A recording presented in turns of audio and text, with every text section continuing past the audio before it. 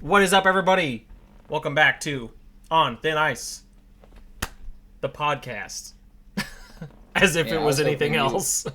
I was hoping you and I were going to go back and forth doing the intro, like finish each other's sentence, but that's cool. No, that would be... Make it all about you. It is. Look, do you see this? I'm the director.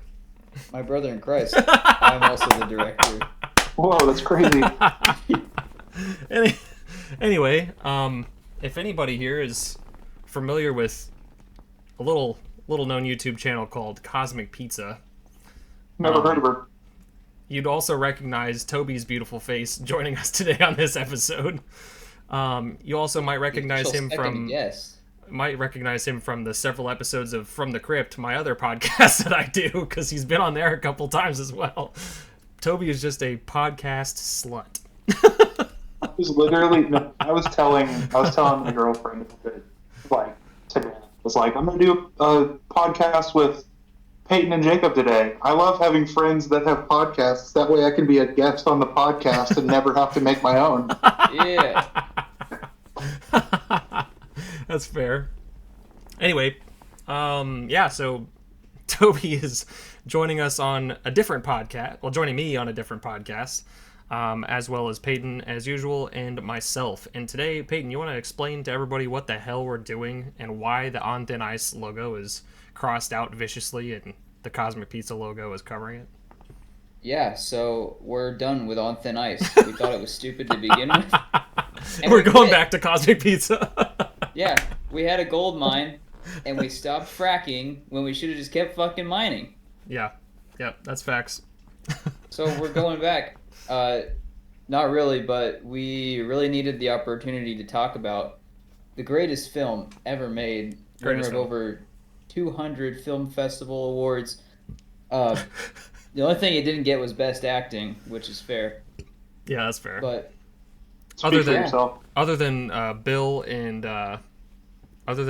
and Spider-Mega, who literally killed every second of it. Yeah, we'll definitely be getting to that. But yeah, I wanted to have like a formal sit down and talk about the movie after making it, because this was like such an incredible thing for all of us. I think I really enjoyed it, and so we're finally gonna sit down and have a much longer episode and just talk about the process of making it, emotions going into it, coming out of it, coming in it, and then pulling out. So today we're repping our director's hat, and I made the point to wear my Cosmic Pizza shirt. Yeah, I was going to, but I can't find mine anywhere. I don't know what I literally wear it all the time, but of course the one day I actually need it, I can't find it. But I'm recording a Trivium episode of From the Crypt right after this, so I was like, fuck it, I gotta rep Trivium right now anyway, so... Oh well, director's hat is on, and that's all that matters. But I do want to say, and correct me if I'm wrong, but I feel like a lot of this idea for this episode of the podcast, I think, came from the fact that we were originally going to do a behind-the-scenes thing.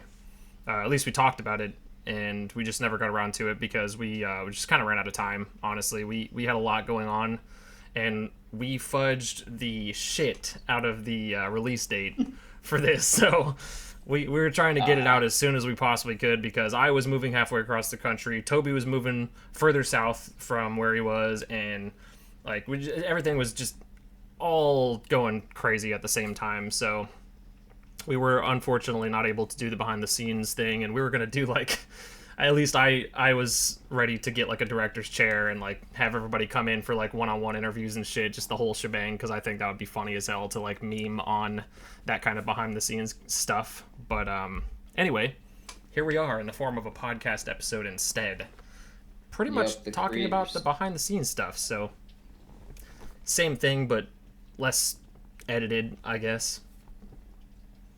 Yeah, a little less. There's absolutely no fucking editing whatsoever. Okay, way less editing.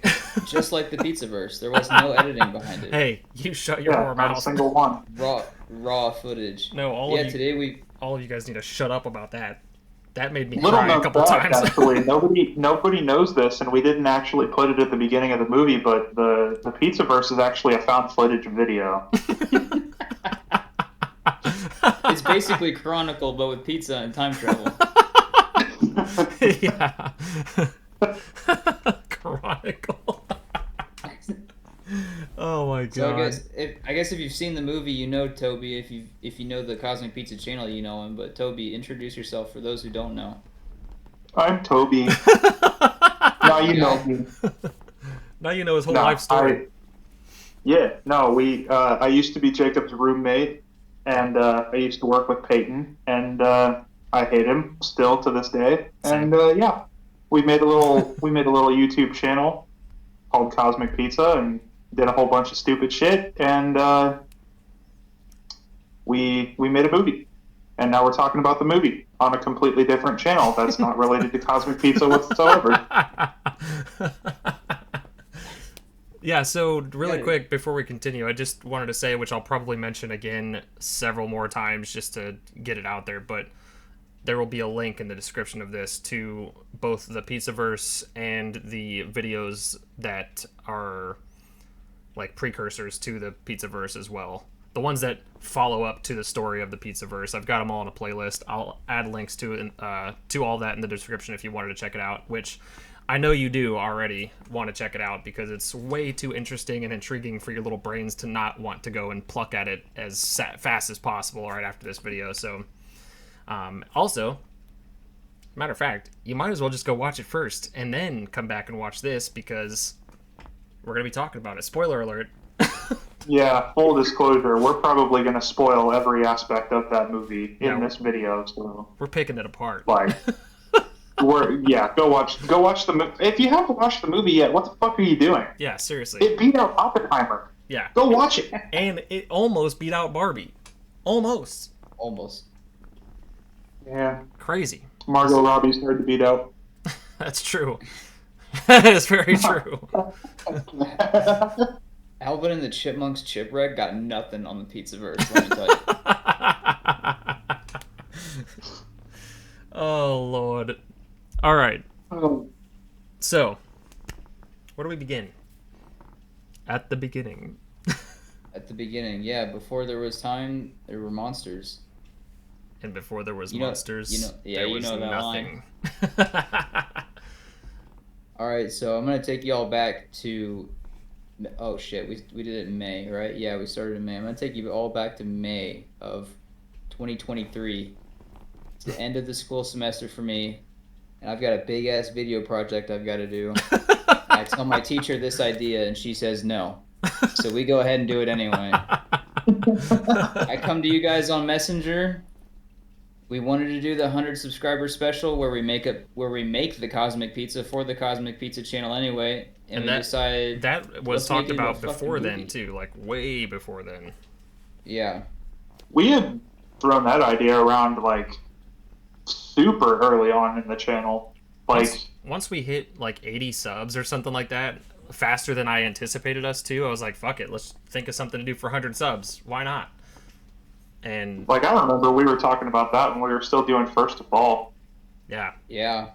First of All was fun too. Everybody go check that out.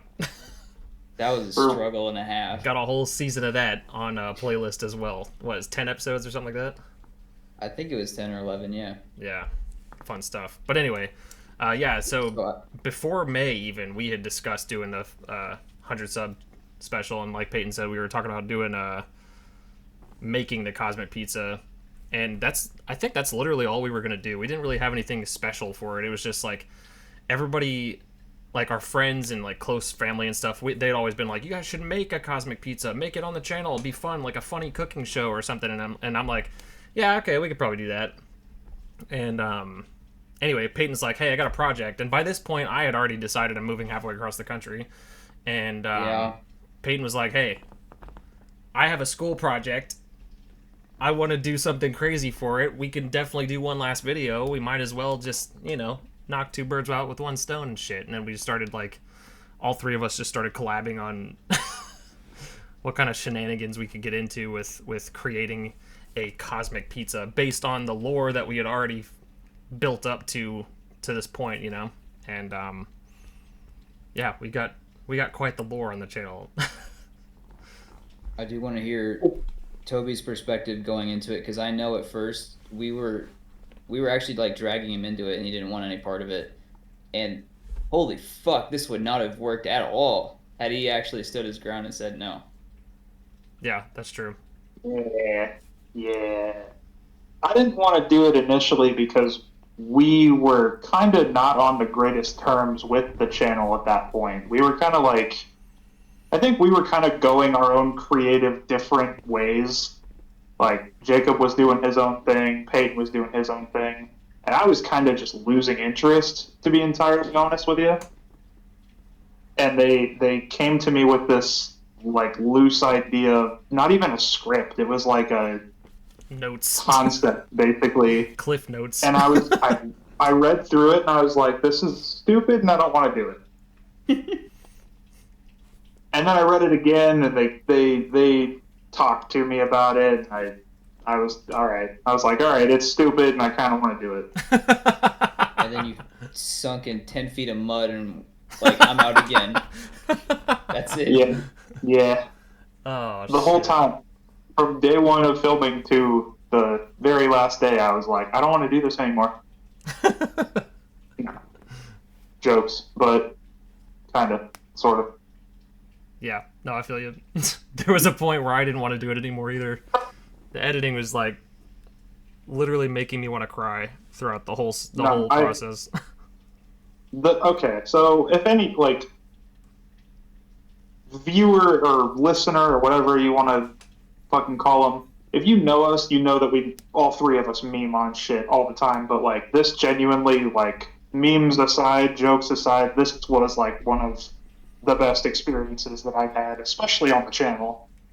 Oh yeah. So yeah, I think it took a lot to get it there. It was a lot of tying up, and I know a lot of us got really angry, especially on those like hotter days when shit was confusing. God. And we had so many conflicting ideas going into this. We also had a lot of just a lot of difficulty wrapping our heads around it, just because like we knew we wanted it to be big. Like, we wanted it to be the biggest thing we'd done on the channel, but we didn't really know a scope of how big we wanted it, and we also didn't really have an idea of a middle.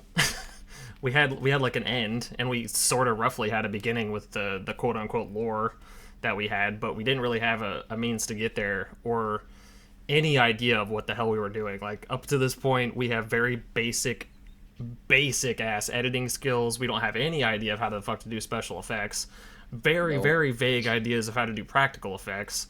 Our writing is pretty much shit, and we had a Google Doc of notes, and that was literally all we had. And that thing ended up being a 14-page script. Yeah. By the end of it, and it was loosely followed, but yeah. Yeah, and even the script, like he said, it loosely followed, but we improv'd a lot. I mean, we improv'd a lot of this.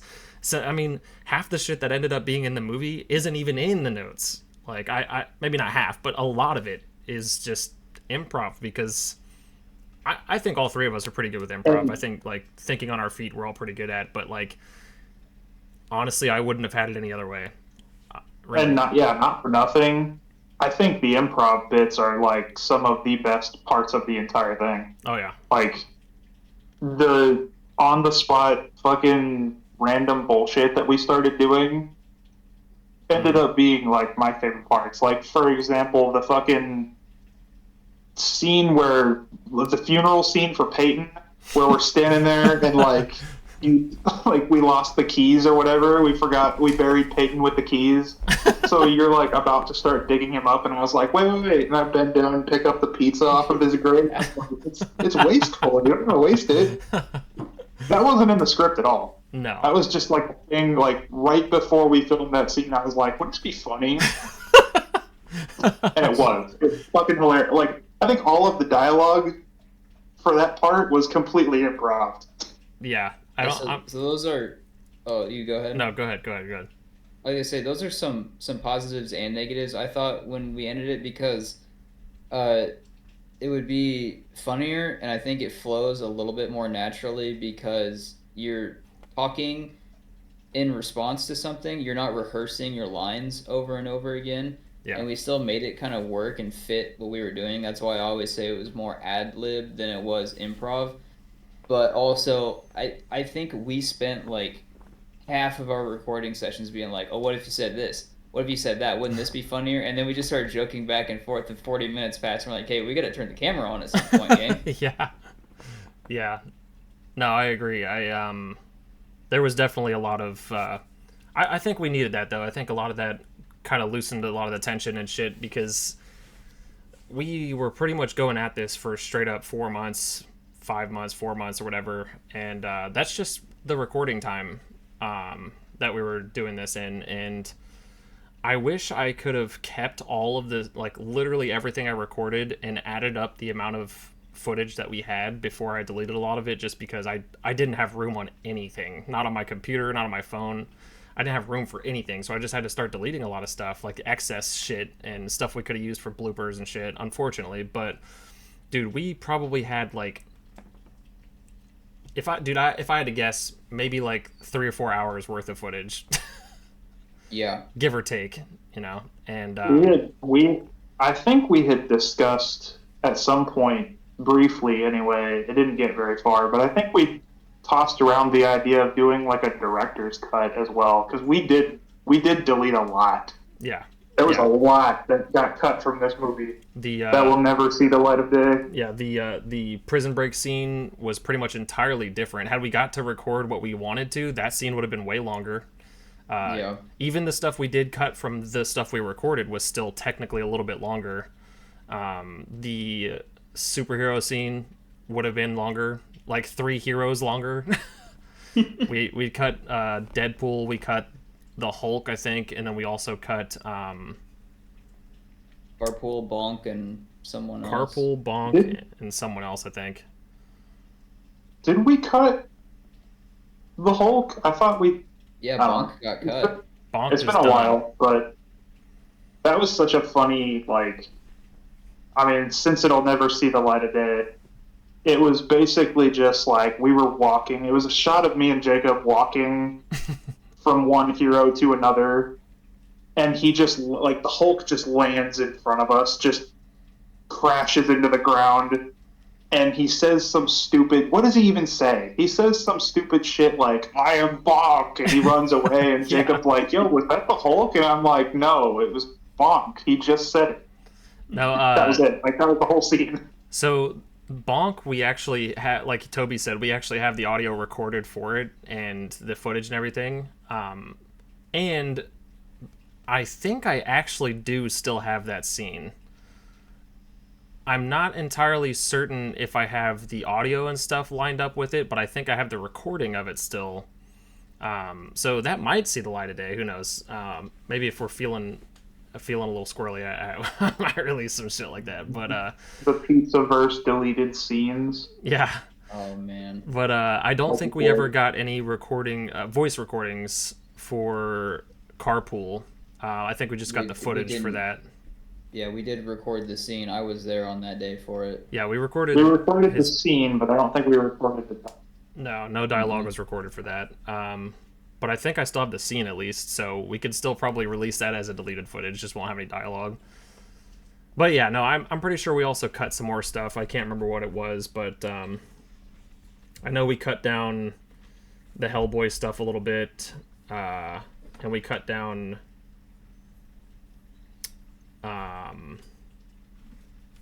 somebody else's dialogue a little bit as well. Ghost Rider, maybe?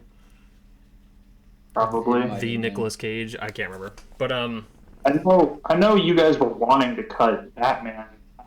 I thought, what the hell to keep him in? Yeah, it was right. Yeah, it was right after. It was right after Kevin Conroy had passed away, and we had used Kevin Conroy's like AI voice recreator thing, and I really didn't want to cut that. Yeah. No, I think it still played out well. Everything still, worked fine. But yeah, I wish we did delete a lot of that footage though, just because that scene was really long compared to the other ones. But that's also not including the original cut of the making the Cosmic Pizza as well. That scene got accidentally deleted somehow. After I had already finished the whole thing, I had finished everything about it, other than I needed to plug in some kind of some extra shot somewhere. I can't remember what it was, but somehow that scene got deleted, and I had to redo the whole thing. And unfortunately, I liked the original one way better.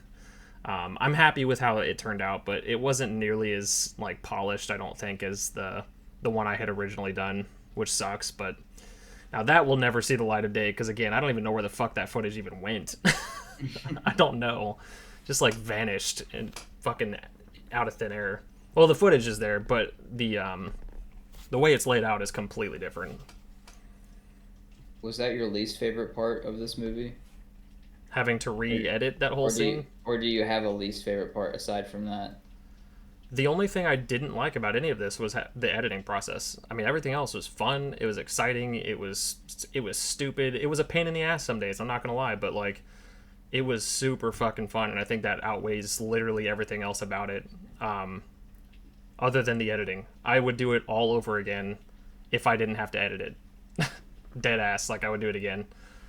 And I would love to at some point. I would love to make another short film like this or full-length film or whatever, anything that, as long as I don't have to edit it, I don't give a shit.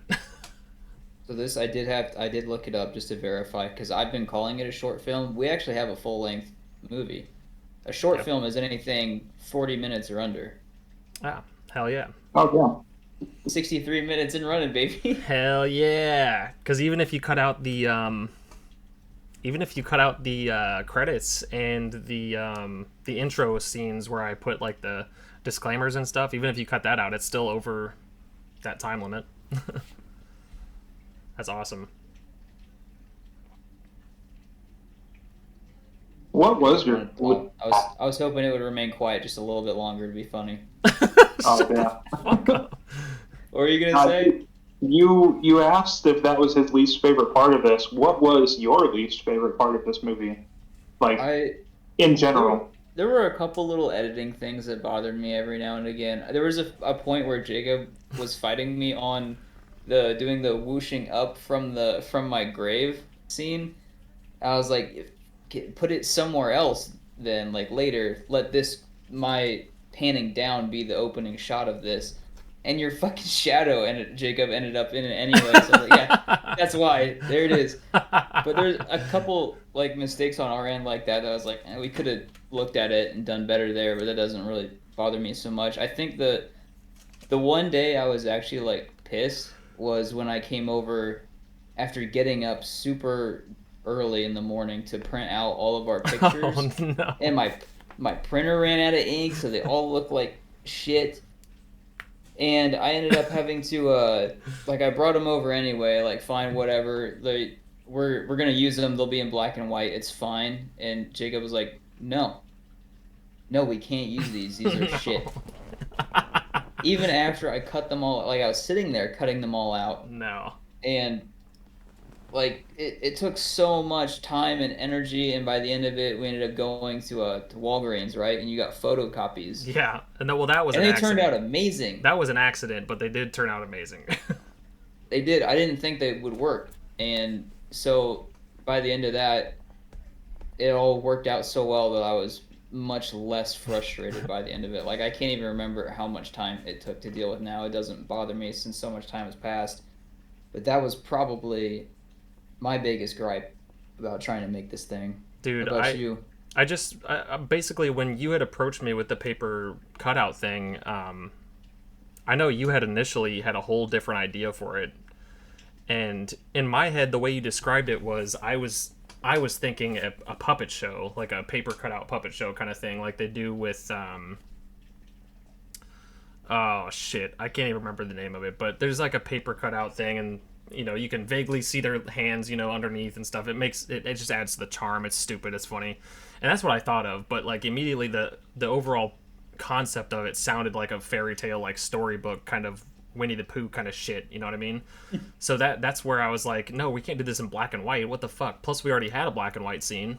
So I was like, nah, I don't want to do that black and white. I mean, it's supposed to be colorful and pop and vibrant and shit like that, like a kid's book, you know? And that's why I was like, nah, we gotta scrap that shit. Throw them motherfuckers away. We're going to get some colored pictures. That's what we're doing. And I was on overnights at the time, and we were in peak season. So I was working 12-hour shifts on overnights. And I got off my shift that day like the next day or something like that, or whatever day it was that you came over to help me record that scene. And dude, I had just worked a 12-hour shift. I was dying. I didn't know what planet I was on. It was rough. And I had driven over to Walgreens, which was still closed, so I had to wait. To get into Walgreens for another like 15 minutes. So I went to Hy-Vee to grab some groceries and shit and grab some food just to like kill the time. I went in here, and this lady at the photo counter was just like, she could tell like I didn't know what the hell I was talking about, and she was definitely fed up. And I'm like, dude, look, I have not had any sleep. I've been working for 12 hours, and I just want to freaking jump off a bridge. Like, I cannot even begin to tell you how tired I am right now. But please just work with me. I need these paper cutouts, for these images right here. And I showed her on my phone, basically, and she was like, yeah, okay, well, we can do this, this, and this. And I don't think it registered to her that I was literally going to cut them out. So she ended up hooking me up with like the photo paper, or the copy paper, photo paper, instead of just regular paper. So they turned out to be on like actual thick ass like paper and shit like that, but they were in full color, so it is what it is. But I was dead. Toby, dude. what do you hate most about this stupid ass movie? You know, I asked that question, and like the whole time you guys were talking about your gripes and grievances, I was trying to think of something that I didn't like. And it's ironic because I didn't want to do this initially, but I can't think of a single thing that I just didn't like doing. Not even the Getting swamp stuck ass. in the mud was fun. The swamp ass from the 90-degree weather that we had some days. I mean, yeah, the weather wasn't exactly ideal, but like No. there was never like a point where like anything that made it into the film, everything that made it into the film, I enjoyed doing thoroughly. Like, I feel like my least favorite part, not even like it's not even that I didn't like doing it because it was fun as shit, but it was just like my least favorite part of the movie was doing the noir scene, I think. Yeah. Just because I had that fucking whole getup. Yeah. I spent like 45 minutes in my room trying to teach myself how to tie a tie with a YouTube video, and it was pissing me off. You guys were all like out in the fucking living room like, let's go. And I'm like, I have to fucking finish this. Dude. And then we got out there and fuck, and I had to wear a fucking suit jacket, and it was not like. We also we had to go back and do it again. We also ran into that crackhead too that had the Bible. That's That true. guy was awesome. We should have had him in the film. I can't remember what he said, but he had said something, and I was like, okay. And we crossed the street, and I think he said like Jesus is coming or something like that. Yeah, yeah, he said Jesus is coming because then I know we were all making jokes back and forth like let him finish or something like that. And then we had to go. On a side quest to get that woman's corn back. Oh yeah. I forgot about that. I looked down and there's an ear of corn just in the alleyway, and we just passed it. I made a mental note of it, but we just walked by it because what the fuck are we gonna do with it? And this lady pops out around the corner and she's like, "Hey, can you get that corn?" And I was like, "Yeah, okay." So I grabbed it for her and she's like, "Thank you so much." And I was like, "No, it's no problem. I hate it when I lose my corn." And she started laughing or something like that. And then we went back for the other scene, and something else happened. I said another stupid line about corn or some shit like that, and her daughter started laughing and shit. Just some crazy shit happening on that day, man. We had kids that were swarming Hugh who farted during the during the post-credit scene. That scene. Yeah. The kids you're hearing in the background there, that's not added in post. That was Those were actual legit. children. There was a birthday playground party full of children. Yeah. There was a birthday party going on. And Spider-Man with a fanny pack is there, so naturally all the kids are like, "That's Spider-Man! That's Spider-Man! Spider-Man!" It's just straight up nonsense the whole time. And I know Hugh farted just felt like I know he was just like, "Man, can we please finish this up? We gotta go." I mean, he killed it. Don't get me wrong, but I could tell he wanted to get the fuck out of there. And I don't blame him either. I wish we could have got everybody that was in this movie on this live stream here, Oh because yeah, big ass Zoom call. despite the fact that we're in a fucking feature-length movie together, I've actually never met him. Oh yeah, you were not there that day, were you? I've never met him. Yeah, I I was forgot. scared I wasn't gonna get to. The only interaction that I ever had with him was I was streaming Elden Ring on the channel one day. It was just me, and he was in my chat and he was telling me like where to go and what to do. That's the only interaction I've ever had with him. Yeah, dude, so just a little backstory. I used to work with him at Target like a long time ago. When I very first moved to Iowa, Target was my very first job I ever had. That's how long ago it was. And this was probably like 2014 or some shit like that. And maybe 2015, I can't remember. But I only had a couple of interactions with him at Target as well, because we worked in different places. He worked up like on the sales floor and shit, and I was unloading, and it just... But I had a couple interactions with him. He seemed chill, and I remember adding him on Facebook or something like that, or maybe Instagram. And I can't remember if I commented on it, but he posted a song by a band called A Marionette, and I loved it. I thought it was a cool ass song, so I started listening to them like a lot. And I don't know if they ever actually did anything after that album, to be honest with you. I don't know. But anyway, so I thought he was pretty chill, and that was pretty much the end of it. I ended up leaving Target, and we didn't really speak for a while, other than, you know, random shit through Facebook and whatnot, Instagram. And I always followed him for like, because he does art, so I like to see the kind of art that he does. He's currently working on like video games and shit. He's doing stuff on Blender. It's a bunch of cool shit. And I actually also want to plug his t-shirts while we're talking about it, because he deserves it and he's a fucking legend. But Bottom Text, I'll probably put a link to his Instagram in the description of this. Bottom Text is the name of his clothing line that he started. And dude, he sent me... He sent me this shit. Because I'm gonna model it for him and take some pictures and shit for him to use for advertisement on his Instagram. But beanie with the Bottom Text logo. It's kind of hard to read because it's backwards, but it's fucking sick. And then, dude, check this shit out, man. This is too sick. Jesus.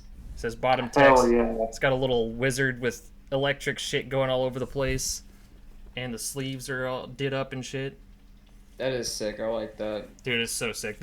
You can see it better on his Instagram, the design. I know my webcam's not doing it any justice, but dude's a legend. He's a great artist, and just a cool dude. But phenomenal actor. Yeah, amazing actor. He had a channel called Spider Manga, which is now Hugh Farted. But that's how I discovered I wanted to do a video with him, because I watched a few of his videos and he's just funny as shit. And by the time we started doing this, we had already talked to him several times about doing a collab on something, and we just didn't know what yet. So we were like, fuck it, let's go ahead and get him on here, dude, and see if we can line something up, because this is going to be probably the last chance we get for a while, if ever. And by that point, he wasn't even doing Spider Manga anymore. He was doing Hugh Farted and whatnot. But I loved his Spider Manga videos. I thought they were stupid funny, and I always died laughing every time I seen it. And he was chill about it. He was like, yeah, I'll do it. He's one of those people that's just like, he has the gift of being funny. Like, everything he does is funny. Anything he posts, anything that he like, any meme that he shares, it doesn't matter if it's like just the dumbest left field shit. It will have me cracking up every time because he posted it, you know what I mean? Which I'm sure is probably a blessing and a curse, but still. Yeah, not only did he act in our movie, but he also helped with the editing. Oh, I will say that greatly fucking enhanced. One of my favorite moments in the entire movie was seeing the damn Dark Souls edit. The basilisk. And it comes back and there's me pointing. I'm like, you guys seeing that? And it's the fucking Fortnite dance. Yeah. Dude, so I had sent him a message just asking, like, because I know he's done a couple of like little special effects and stuff like that before. And he was like, dude, I'll be honest with you, it's just like green screen shit. And I was like, you know what? I kind of figured that, but it's way better than any of the green screen shit that I can do. Would you be able to do that for me? I was even ready to pay him. I was like, dude, I'll even pay you if you want. And he was like, nah, it's chill. I'll do it. It's no big deal and whatnot. He was super cool about it. And I sent him just a rough parameter of what we needed, you know, especially from somebody that has played Dark Souls. I know he's played Dark Souls before, so he knew more about what I was talking about than I did, basically. So right off the bat, he already had this in the bag. But I was like, dude, we just need this, this, and this. And he was like, yeah, I could probably do that. And he sent it to me while I was at work one day, and I had like really shitty service that day. And I was trying to download it on my phone as fast as possible from the email so I could watch it like at work because I didn't want to wait. And dude, it took me like 2 hours to download that thing. And I managed to go on my break like a little bit early finally because the way it lined up, it just wasn't lining up with my breaks and shit. But 2 hours later, I lined up my break long enough for me to fucking get in there and watch this fucking scene. And it blew my mind, dude. I was like, man, this shit is gold. Just absolute gold. That is one of my favorite scenes in the entire movie. Oh, yeah. And oh, yeah. The fact that he, like, the bit where he like brings the basilisk in and it just drops it in front of us, that like we had already filmed the scene obviously, yeah, and we had a completely different plan for that because like we're walking down the hill and Peyton goes, I think it's Peyton goes, guys, what's that? Yeah. And I was like, oh no. That was supposed to be a health bar. It was supposed to be a health bar was going to appear at the bottom of the screen.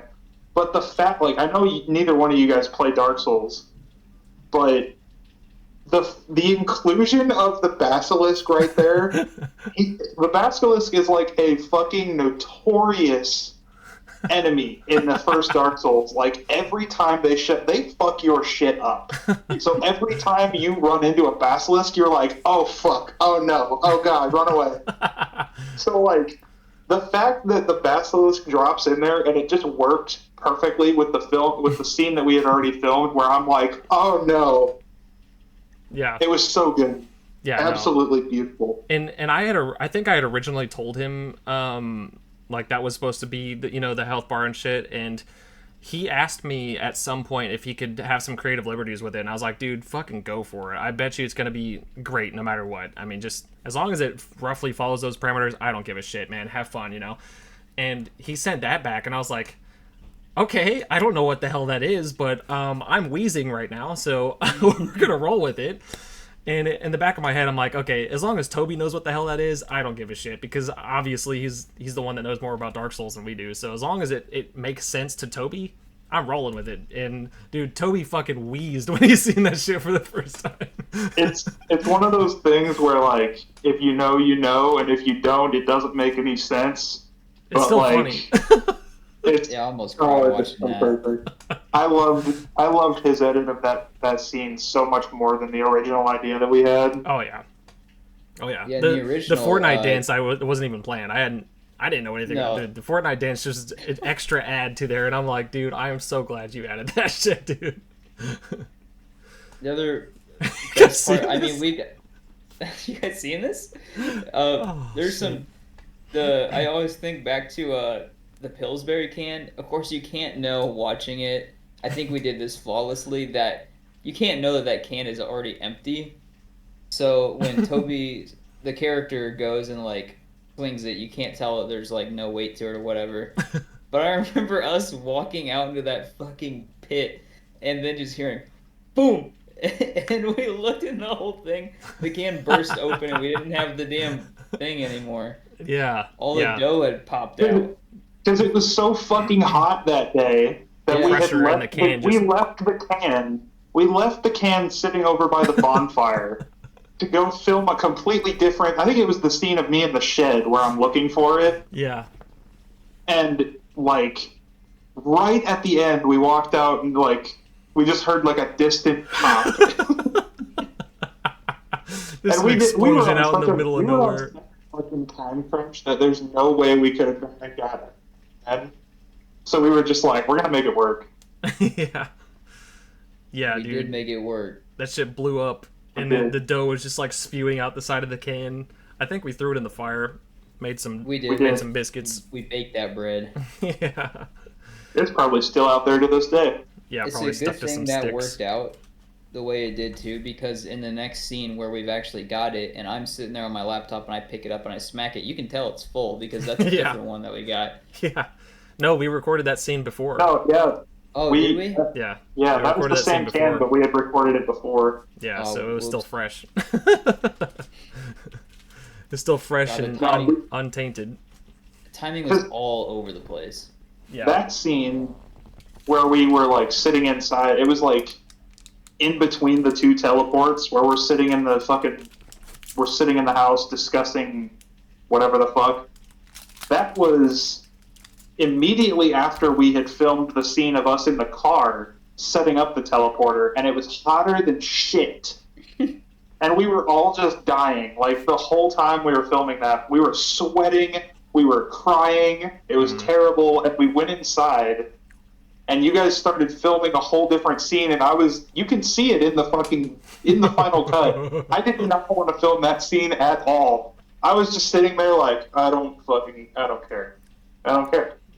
Like, even my Unicorn line pepperoni. delivery was like, Yeah, Toby, you were so done with that scene, and I still think that was some of the best acting in the entire movie. Was when you're completely fed up.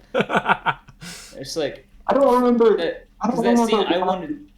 I wanted you specifically to have this very specific tone when you do your line. Fuck, dudes, where are we supposed to get unicorn pepperoni? And you killed it because you're just so fucking fed up already. No, you can hear it better. You can hear it better when he says, "Great, we can just go to the store and get some."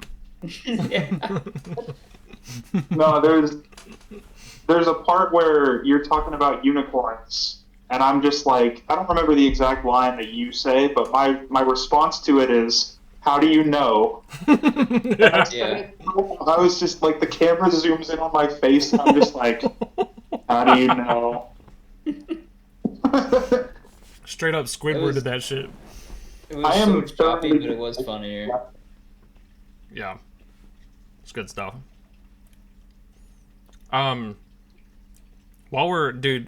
Actually, before we move on from the Dark Souls scene, it's got one of my favorite lines that Peyton did the whole entire thing. Oh, when goody. when Toby is telling us to like kneel to get the checkpoint or whatever at the bonfire, Oh, and Peyton, he's like confused and he's like, just come on, just do it or whatever. And he kneels and then we're ready and we get back up or whatever. And Peyton looks around, he's like, I'm sitting and then I'm standing. And he's like pissed off about it, dude. That shit kills me every fucking time I see it. I've watched it like 6 times probably, and every single time I die laughing. so I stole that directly from It's Always Sunny in Philadelphia. There's a scene where Charlie, his mom has cancer in an episode, and they go to church to try and like pray for her health. And Charlie's never been in a church, so they're doing like these hymns and whatnot. And they're like, "Hey, you gotta stand up now." And he gets up, and then they bring him back down once the prayer is over, and he just grabs the seat from him. He's like, "I'm sitting, I'm standing." Shit killed me. Oh, actually, one of my favorite lines that Toby's ever done in the whole movie as well is also in that scene. When he's looking for the crust in the shed, and he says, "All right, now where'd that bitch hide the crust or whatever?" I'm so glad that made it. That in the final shit cut. killed me. He said, "All right, now where'd that bitch hide the crust?" I'm like, what? I could be wrong. Correct me if I'm wrong, but I'm pretty sure that was improv too. Yeah. No, that one was written. Are you sure? Jacob was supposed to be the one to go into the shed, but Oh. Toby, you couldn't do the barrel roll or whatever, so Oh, that yeah. was still a line written in there. The Gotcha. That's not hidden too well though. When you grab the olives, that was improv. Yeah. Well, those aren't hidden too well. Where'd that bitch hide the crust? Or that bitch had the crust. That shit killed me, dude. I'm sitting, I'm a standing. No, my Okay, dude, favorite the line. like- Oh, never mind. Yeah. my favorite line that I say in the entire movie is when I look at Peyton and I'm like, dude, you don't know dick about unicorns, do you? Oh yeah, where's your degree, Charisse?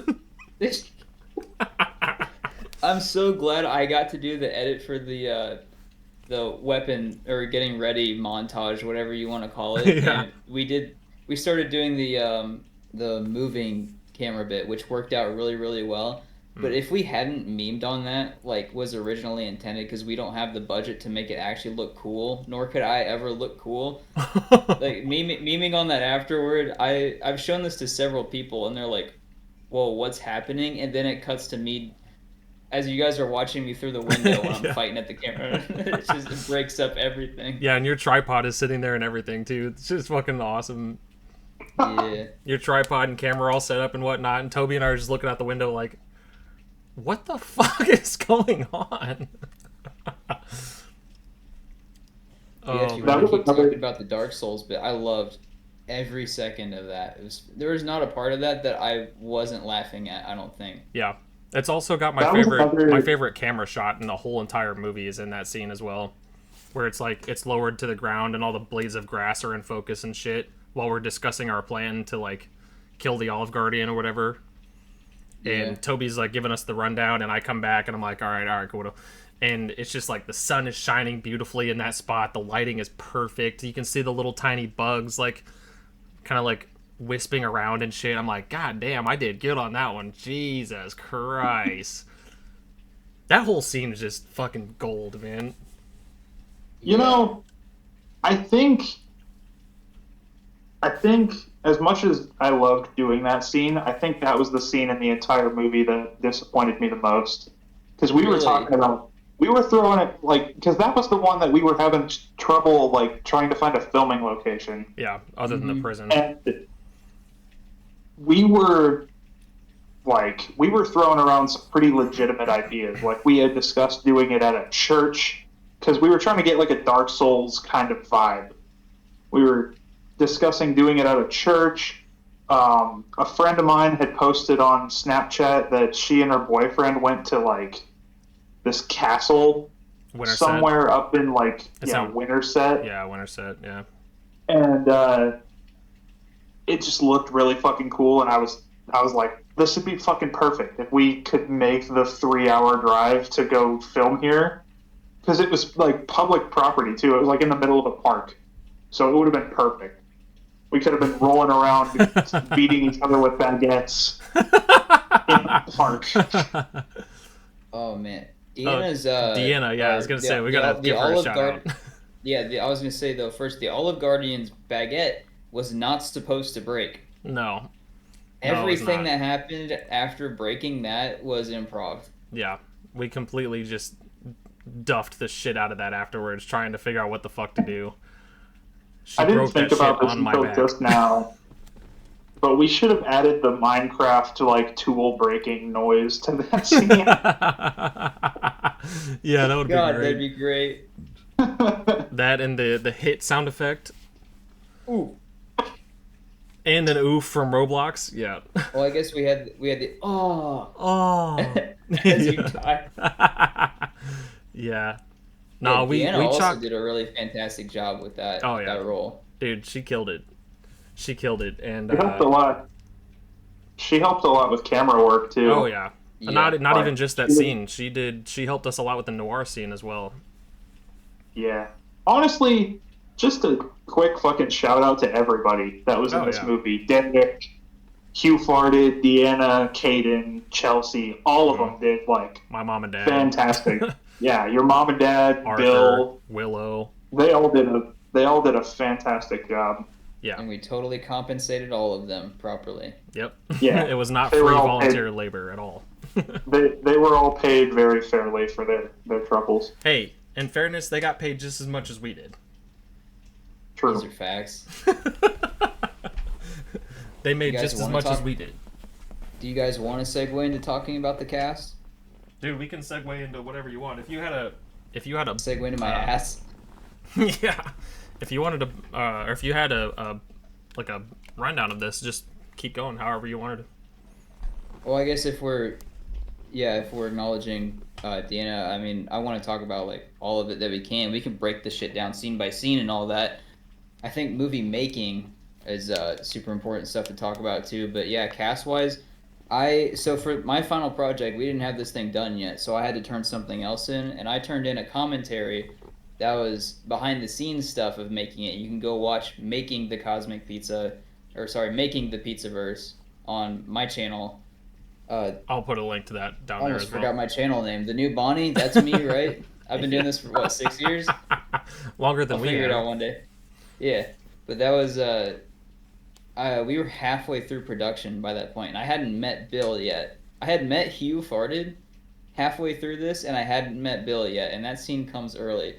But man, that dude fucking blew me away with his acting. I know there were like, some discrepancies we probably can't talk about with him on the Yeah, probably not. on the day of recording. But he killed it. You couldn't have found a better fucking, unless you revive Ray Liotta, you couldn't have found a better person to play Vinny. Yeah. And that's another thing, dude. We improv'd a lot in that scene too, just because I don't think even while we recorded that we had any idea of where we wanted to go. We just knew that it was supposed to be like a noir thing, and that was it. No, we improv'd a lot of that because Bill improv'd a lot of that. Yeah. Yeah, that's true. But it turned out really good. We were like, so. and obviously I'm glad that he like took creative liberties with it. But like, we were like, before shooting the scene, we were like, all right, this is what you're gonna say. This is what I'm gonna say to you. This is how you're gonna respond, and then you're gonna walk up the stairs and get the thing. And like, we had it all laid out for him, and he just fucking. He rolled with it. He rolled with it, dude. The fucking thing. And it was great. It turned out great, regardless. Yeah. And I think what happened though is so Bill, I've talked to him a little bit. I've made a couple of music videos for his grandson, and one of them got put into a film festival last year, the Snake Alley Film Festival, which was awesome, and I got to go to that with them before I moved, so that was great. But he had talked to me about how he has even got a script for a movie that he wants to make sometime. It's a horror movie, as a matter of fact. And I was like, dude, that's awesome. And I told him to send me the script. He never did. So, Bill, if you're watching this, you still need to send me that script so I can look at it. But anyway, I think the thing that happened was he really wanted to just be more into it. You know what I mean? And that is awesome. That is fantastic. But we really only had enough time for this specific scene the way we needed it to be for the rest of the film. Like, it had nothing to do with the fact that we didn't want him to improvise. It had nothing to do with the fact that, like, we didn't want him to be in more of the movie at all. It was just like, we kind of want to make this an hour-long movie, hour and a half max, and we have this much time allotted for this scene. So what we have planned out based on what we know so far, that's about all we're going to be able to do, you know? And I felt bad because I know he wanted to do more. I know he wanted to have a little bit more of a role. Even if it was just behind the scenes, I'm sure he would have loved it because he just likes filmmaking. He just wants to make a film. He wants to do that kind of stuff, and he's passionate about it, and that shows. I mean, he was great. But yeah, dude, if we had more time, dude, absolutely. He came to us with a bunch of ideas on the day, and I think he actually said he had like rehearsed and stuff like that. He was trying to get into character for this all day long. So when he showed up and I couldn't tell if he was acting or if he was being himself. It legitimately scared me though. Like I thought he was actual like tough guy mafia man that. Nah, Bill's chill as hell. Even in the recording, I was scared to say something to him because I thought he would improv and like put hands on me. That's how real I thought this dude was doing. Nah, Bill's chill as hell, man. He's just really cool. He's a cool guy. I like talking to him. But no, I think that overall that scene just turned out really good. I'm glad he was so chill and so open, especially with the amount of reschedules we had to do because of just scheduling conflictions that we all had. Because at one point he said he was only available on Sundays at this specific time, and I'm like, fuck, that's gonna be hard because that's my only day off. But I was gonna be willing to work at any point just because I wanted to get this done. And then Sundays didn't work for one of you guys or worked for the other and so forth. It just got really convoluted, and At one point I was like, Bill, look, I hate to do this, but could you do this on this day? And he's like, yeah, I could probably swing that. Just let me know ahead of time. And then we had to reschedule again, and I was like, Bill, dude, I'm so sorry. Can we, like, really, really, pretty please do this on this day? And he's like, yeah, I think we could do that. And he managed to fucking make it work.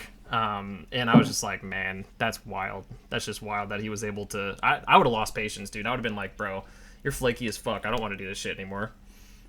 Yeah. But nah, he did it anyway. I mean, I think he was a few minutes late, but other than that, he was able to do it. I couldn't complain, and I'm glad it worked out the way it did. And like I said, if we could have allotted more time for that scene or made the scene longer, that I absolutely would have. But that scene was 98% perfect. There's only one gripe that I have with that scene. Oh, please tell me it's Bill's dog. No. Damn it. No, that adds to it. I don't even think that. I think that got edited out, didn't it? No, it's still in there. It got cut down, but you still hear the bark. Nah, my gripe is I distinctly remember we had already finished filming that, and Jacob was editing it in the living room, and I walked through the living room, and he's like, "Hey, come here and watch this." And he showed me like a rough draft of it wasn't the final scene, but it was like he was almost done with it. He was basically done with it. And I was watching it, and there's a shot, I can't remember if it's at the beginning or the end of the scene, but it's B-roll of like the camera panning across the street. Oh, you son of a bitch. He has there's a car. It's like a modern-ass car, like a 20... It's like a 2020 fucking Ford Ranger or some shit. I don't know what it is. But I don't have a single clue what car it is. But it's a fucking modern-ass car in this noir scene that's supposed to take place in, like, the 30s. And I literally I was watching the scene and I caught it. And I was like, hey, don't forget to make sure you edit out that car. And he's like, oh, shit, yeah, you're right. I didn't even see that. And then I watched the full movie after we had posted it, and this bitch forgot to edit out the car. I forgot to edit out the car. Look, I was under a lot of pressure, man. The studio was coming down hard on me. They made me crunch time. Paramount was really shoving it down my throat, man. I was just wasn't working out. Lionsgate was up my ass. Spielberg film his new fucking movie.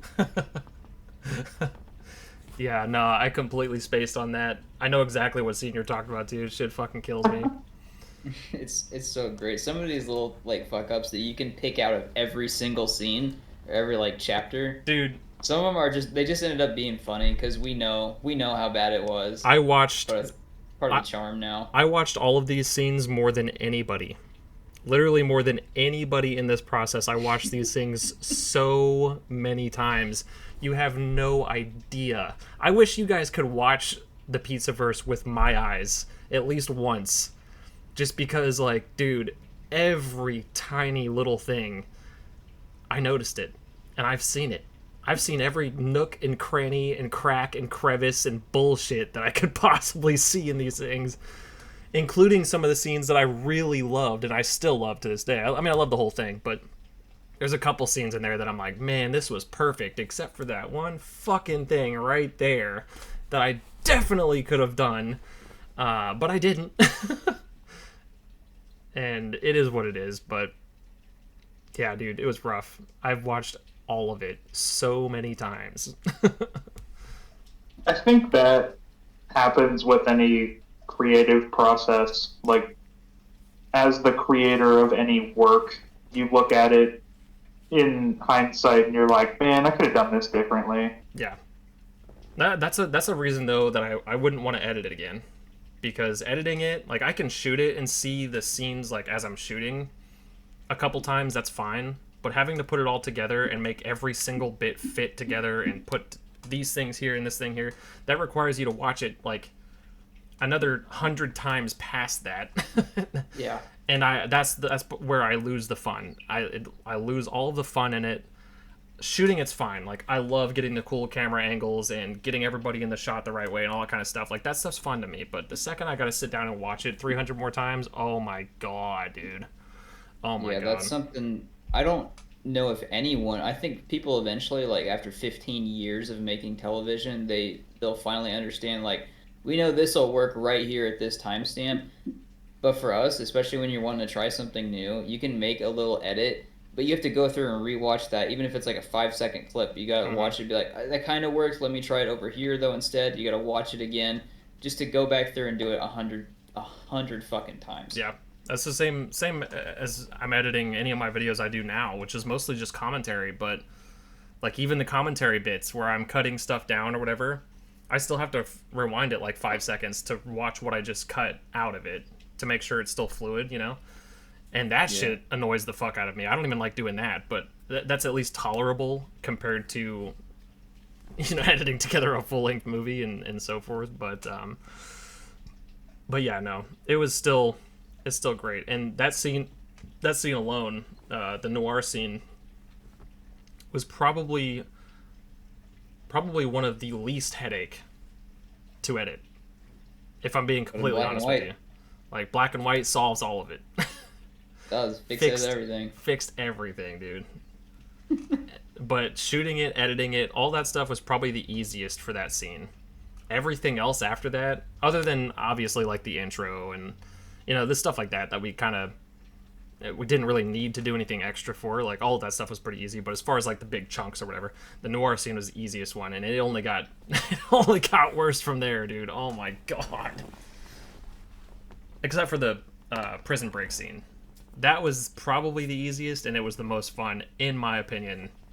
The prison break scene was the most fun to shoot, most fun to edit, hands down.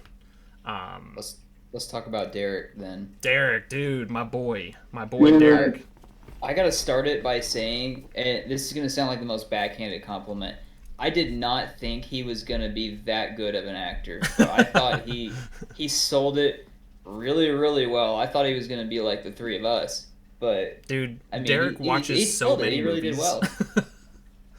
Derek watches so many horror movies specifically.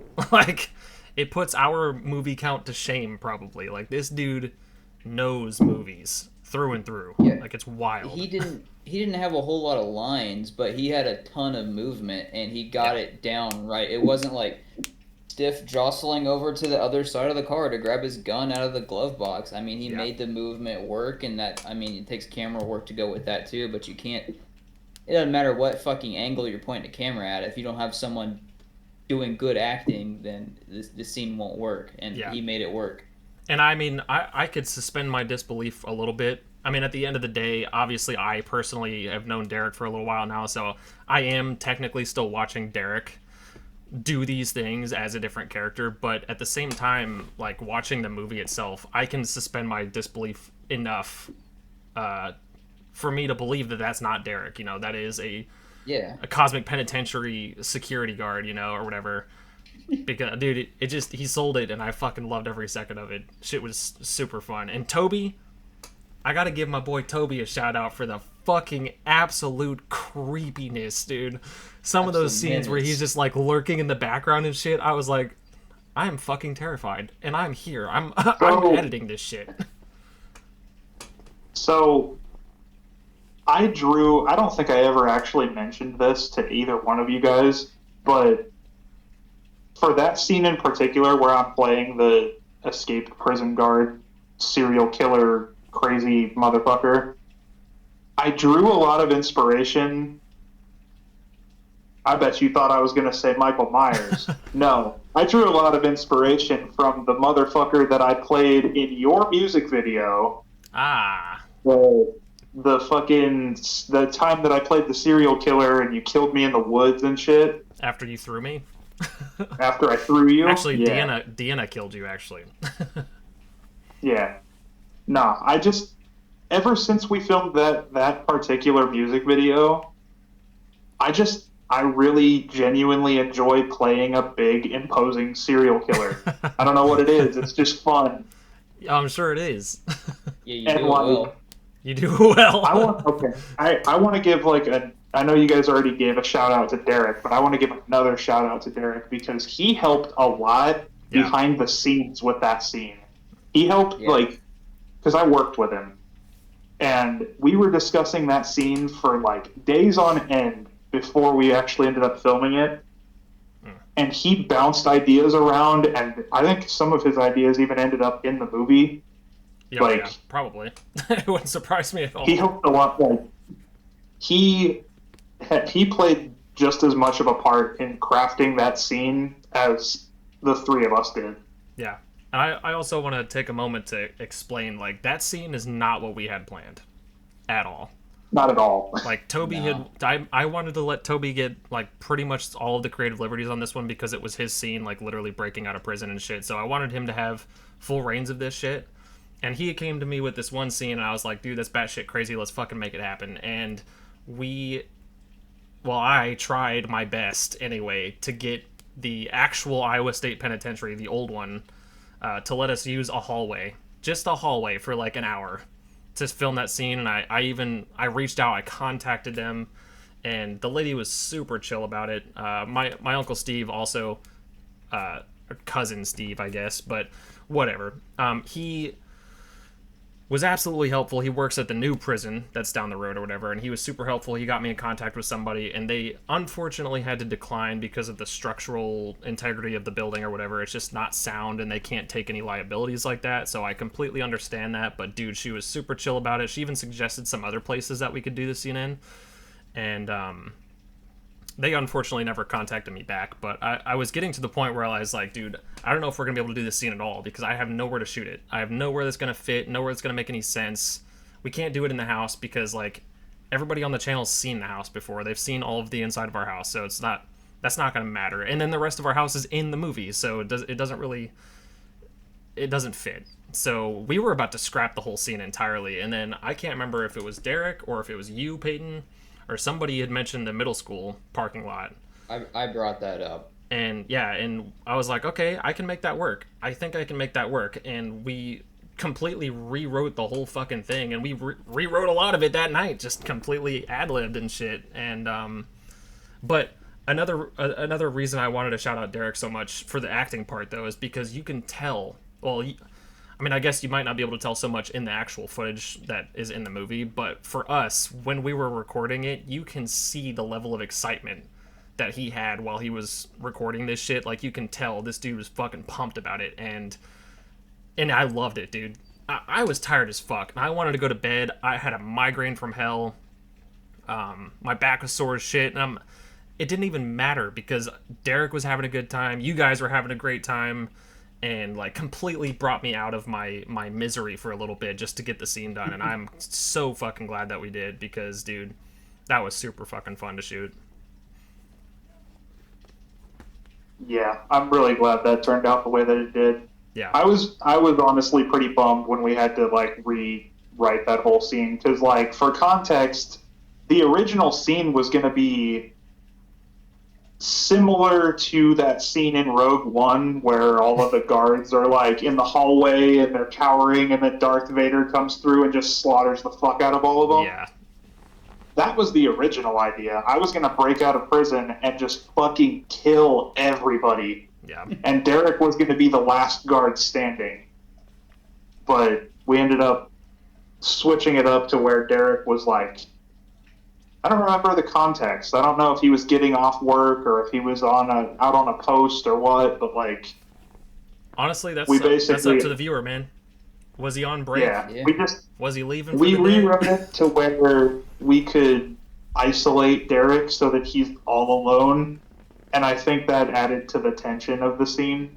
Yeah, and also, it's hard to tell because it's so dark, but if you look at Toby's uniform next time you watch it, or when you watch it for the first time right after you watch this video, you can see there's already blood all over his uniform. He's got blood all over it, which heavily implies that he definitely fucking killed everybody in that prison on his way out. So just next time you're watching it, check out or keep an eye out for his bloody ass uniform that he had well before he killed Derek. And I don't think we ended up doing this for the final cut of the movie. I think when Derek's on the radio and he's trying to contact the tower or whatever, I think the voice on the other end is just kind of like garbled, like a garbled up mess of, like, it's not actual words. But the original idea was to have a panicked voice on the other end, like asking for backup, and Derek's like, "What's going on? What?" Like, and then it starts cutting out. Yeah. That was like, that was gonna help imply that there was some bad shit going on inside of the prison, and then I was gonna crawl out of the drain. Yeah, I wish we would have done something like that, because we could have literally used anybody's voice. Anybody's. It wouldn't have mattered, and just because if you add the static over top of it, it's going to be already hard to tell whose it is until you fucking tell people, of course. But like, it would have been super cool to get like your mom or somebody, you know, or like Cassidy or somebody that hasn't been in a video before, but would have just been really cool to have in a video, just for the sake of having them, because obviously we love all of our friends and family. But that's another thing we'll shout out later. But just for context, we have had a lot of people on the channel to do streams with and also in videos before, and we had everybody that we have ever made a video with in this movie except for my dad. My dad was the only one that wasn't physically in the movie. Not that he didn't help, because he definitely helped with some stuff, like a lot, but everybody else was in this movie to some capacity or another. Real quick, while we're talking about family, quick shout out to my cousin Nate. Oh, yeah. His band Die First played the song in that scene that Derek is listening to on the car radio, the song that I ultimately kill him to. I don't think that scene would have been anywhere near as cool if we had used any other song. Correct. Yeah. That whole, like, the filming of that scene just fucking paired up so well with that song. Oh, yeah. And another thing about the song, too, and this is kind of something that I think we all carried into this, was just paying homage to all the stuff that we like. Just the stuff that we like in general. I think we had a little bit of everything. I mean, just a little bit of fucking everything that you could think of that we enjoy as content consumers. Like, the song itself had Ash say groovy, and that's obviously a nod to the practical effects that we used in the creepy horror shit, you know. Not to mention, it's just a banger movie that we all like. At least Toby and I do. I'm not sure what your stance on Army of Darkness or Evil Dead or anything is, Peyton, but regardless, it's homage to that, and obviously heavy metal. Toby and I are into all that kind of shit, and there's a Lord of the Rings reference really early on. I don't know if anybody ever picked up on this, but the music that's playing when Peyton shows up at our house for the first time is like a elevator music kind of thing, but it's the same melody from the Lord of the Rings. I didn't pick up on that. Yeah, it's a Lord of the Rings melody, and it's just like playing over the B-roll at the beginning when Toby and I are packing, and then Peyton comes in. Lord of the Rings, and obviously I'm a big Lord of the Rings nerd and shit, but like just little shit like that all throughout the movie. And of course we bring up Bruce Campbell again later on via his voice and shit, and of course the superhero scene. We all like superheroes and shit, and but yeah, definitely shout out Nate and his band for that amazing song. Shout out Derek for killing it. Just amazing. The other two people to quickly mention before we start talking more in depth on the movie itself, Chelsea Page, incredible job voice acting. Yeah. I mean, she has a very sweet, kind voice, and I know you said she didn't read the script before you gave it to her. No. For that fucking puppet bit. No. So to hear that voice saying, the roaring sound of piss hitting a tree nearby. Just a little context, and obviously I can't show Chelsea's face in talking about this because it is kind of an adult scene, but like, it's another reason why she did a voice acting line instead of anything else. But I did want her to be in there because she did help Peyton and I with the locker video that we did. But like, she's a kindergarten teacher, so I was like, dude, is this like a fantasy storybook kind of thing? And we have a kindergarten teacher reading it like a fantasy story or whatever that she's reading to her kids. That is going to make this shit fucking hilarious. And I told her that. I was like, dude, just read this like you'd be reading to your class. That's it.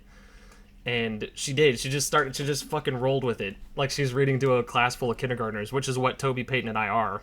It's just a class full of kindergartners. That's all we are. Pretty much.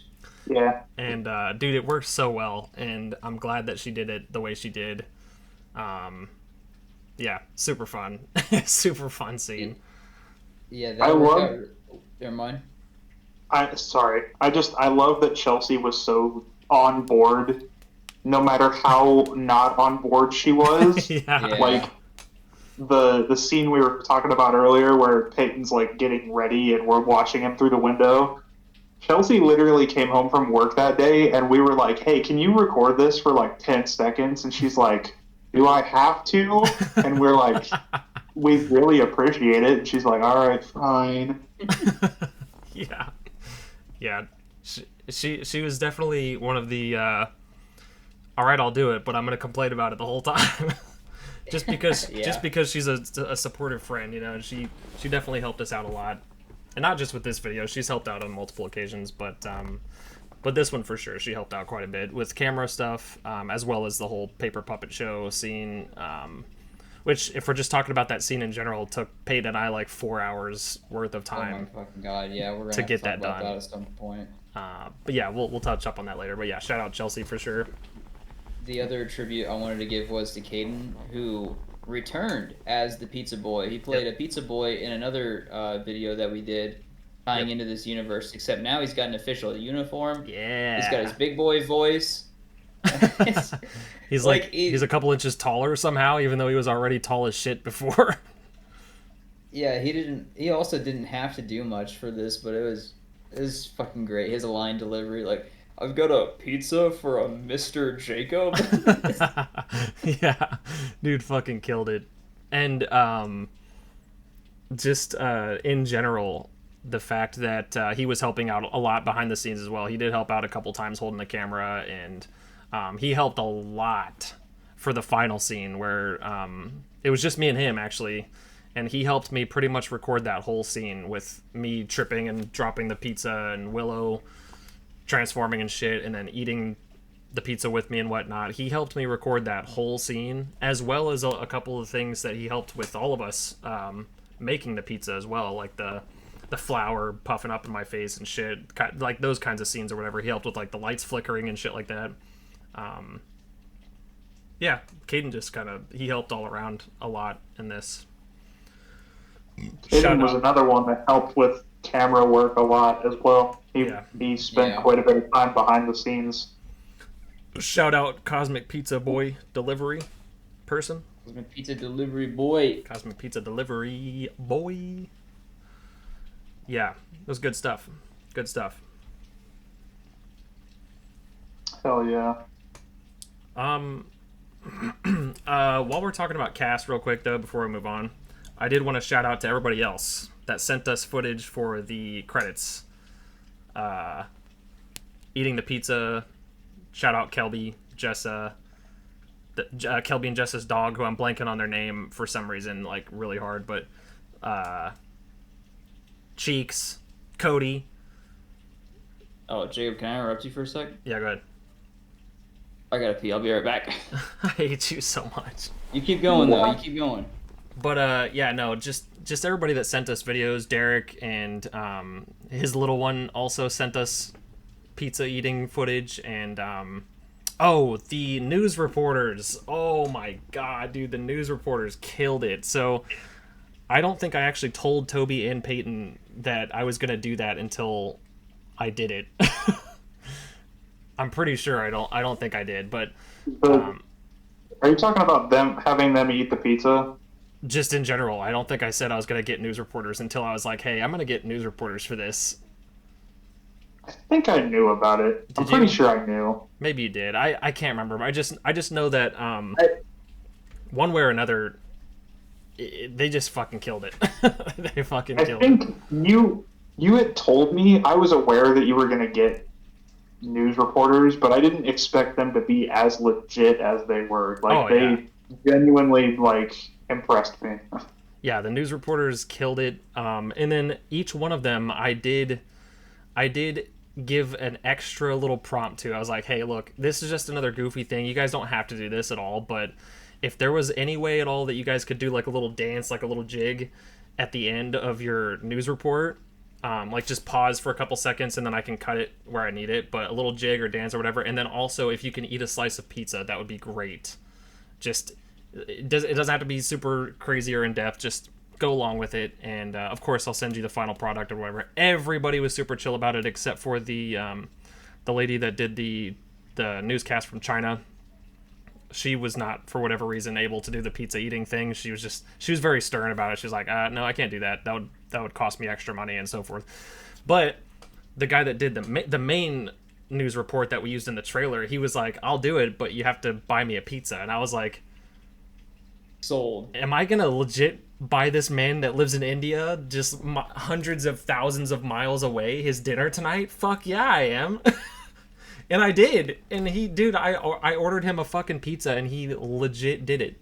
And it just blew me away, dude. Those guys were just super fucking cool. And then the other guy, I'm blanking on their names, but it's been a while. They're all in the cast list, of course. But the guy that did the scene where he says, "Please don't fuck this up," dude. That shit kills me every single time I hear it.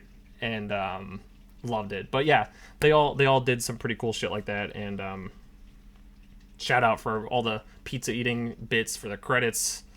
And also, not really a cast member, I guess, but Inhuman.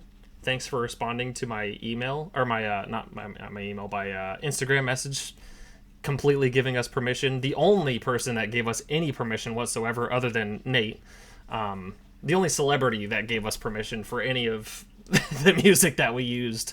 To be fair, I didn't ask Spaghetti.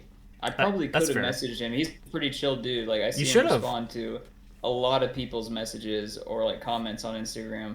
Yeah, but Inhuman I hit me up though. Say no.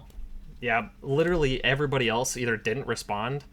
No, well, they just didn't respond because Inhuman. Oh, Lucretia also responded, but unfortunately we had to cut that song out. I was going to use the song Mementos, I think, by Lucretia for one of the scenes after Toby dies, I think, but I can't remember. Oh yeah, it was going to be the scene where after you die in the video game world or whatever, that we ended up using Mayday Parade instead. But I had a whole completely different idea for that scene that ended up just not working because we didn't have the time, so I ended up having to cut it. But Lucretia did message me back, and they did give me permission to use it, and I did send them a link to watch it. So I don't know if they did or not, but they were super chill about it. And so yeah, shout out Inhuman and Lucretia as well. Go check them out. They got some banger music. It's all great, all of it. Yeah, I think that's it for cast. I would hate to be forgetting anybody though. I think that's everybody. But well, if we have, then they've been given credit in the movie at least, and just like as an umbrella to those who didn't have a super direct influence. Like, of course, this thing could not have been made without y'all. Yeah. And all the services we got from other people, even like the lady who let us use the door to the back alley from that art studio. Oh yeah, the Burlington Art Center. Helpful. Yeah, thanks. Shout out to the Burlington Art Center for letting us use your door. You know what? Quick pat on the back to the three of us as well, because none of us are actors. Literally, none of us are actors, and we all had to play several different characters in this shit. Yeah. And I think it all turned out really well. And none of us are writers or editors or directors, other than what our hat says, I guess. But we are none of those things. Directors. And dude, we fucking managed to push this shit out regardless. So I'm happy with it. I think it was great. I paid $12.99 for each of us to have the privilege of being directors. So that's why you earned the titles. That's why you get paid the big bucks. Yep. That's what's called cash flow. Just make a movie with your friends. Yeah, exactly. All right. Well, I think we can all agree that we enjoyed this movie, at least to some extent, right? Yeah, a little bit. It was all right. But, so then, what is y'all's favorite part about this movie? God damn. You want to take this one first, Peyton? Yeah, you go ahead. For me personally, there was a lot of the stuff I liked, but because it was sort of accidental, by the end of it, I enjoyed most the way everything tied together perfectly at the end. if you're gonna question anything, there's usually a response as to why. Even when we fucked up, I guess I fucked it up more than anybody. The scene with future Peyton comes in and he says, "This is my second time doing this," and then he says, "This is my third time doing this." Yeah. We can attribute that to him already having gone through and done this again in that short time span. Yeah. But, Yeah. but we had to figure out, like, okay, how are we gonna know where to get a teleporter? You know, it's funny if Toby says he's been here in this place before, but how would we know that? He vacations there every month. That's how he knows where to go to get the teleporter from Yeah. online. I think it all just tied together really, really well. Like, it was actually not a whole lot of plot holes that you could leave out. Yeah. Yeah, and that's Especially for impressive what it because is. we bullshitted our way through like 90% of this movie. Like we had an idea, and then we were like, how do we make that happen? I don't fucking know. Just throw this together. Yeah. Like, And then it the turns fact out that completely different anyway. the fact that it did end up being as cohesive as it is really impressive, especially with all the different styles for the different scenes. Yeah. And that's not even to mention the difficulty we had with the cheese scene. Dude, that was supposed to be a claymation at first, and I just didn't have it in me to do that. Nor did I have the time because I was on peak season at work and I was working 12-hour shifts, and I did not have the time to make a claymation. But then we were going to do just a video game in general, and we tossed around ideas for several different video games, and none of it worked. And then I went to Toby and I was like, Toby, let's just do all of them together, and we'll just do like a weird mashup or something like that until one of them has cheese or some shit. And we were like, okay, yeah, that could work, but nah. Nah. And then I was like, what about City of Heroes? And then Can't believe you dug that gem out. I think Toby was like, I'm not sure how the fuck we're going to get that to work, but I explained further how you can literally make any hero you could possibly think of. And I got Toby to make a character or something, and he started making a completely different character. You're making like fucking Daredevil or something, I think. I was making Iron Man. Iron Man, yeah. And you're like, okay, this is kind of legit. And we finally found the idea to just like have actual superheroes from our world, but have them completely bent a little bit.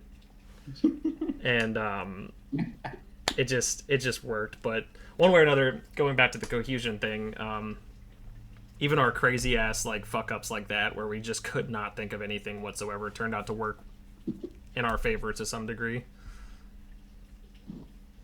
But yeah. But anyway, what's your favorite, Toby? Honestly, I think my favorite part of the whole process was like figuring out ways to make it work. Like, you were just talking about the cheese scene. We had to scrap that scene like 4 different times, and we finally landed on City of Heroes.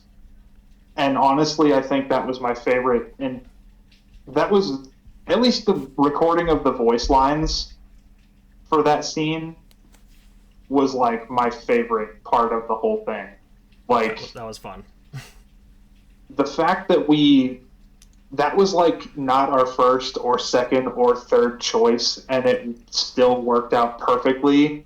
And it ended up being really cool because we got the AI voice for all these different like famous characters.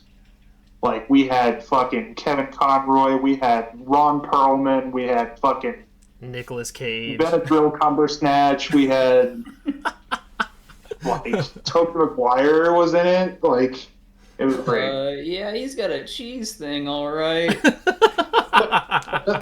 Bruce Campbell, which Okay, you already maybe it mentioned wasn't- earlier. All right, maybe it wasn't quite Toby Maguire, but it was close enough. It was great.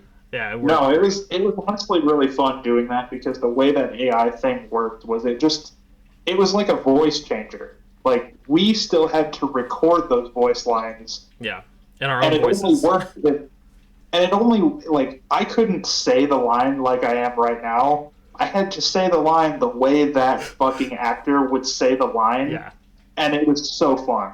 He had Like, to do impressions ended up- of these actors acting. I ended up just I ended up learning that I can do a fucking Nicolas Cage impression. That was pretty cool. Was it Toby? Was it just you doing all those voices? Because I Oh, know. Well, I guess I know Jacob took a couple, but when I was watching it, because I didn't have anything to do with the editing on that scene, there were some where if you listen really closely, you can pick up like that's fucking Toby. That's fucking yeah. Toby One Kenobi. Well, see, like the problem was like the voice AI thing was really finicky because each of those voices had to be trained like any AI, Yeah. and some of them were more trained than others. Like the Kevin Conroy one was really well trained because it's really popular and people were using the Batman voice a lot. Yeah. So like I probably could have just been like, I am vengeance, I am the knight, I am Batman, and it would have sounded like Kevin Conroy. But like the Ron Perlman one, for instance, it was so undertrained that like you could tell it was a machine. So I had to like hone in on a Ron Perlman impression No, to make that work. the worst one was the Bruce Campbell one.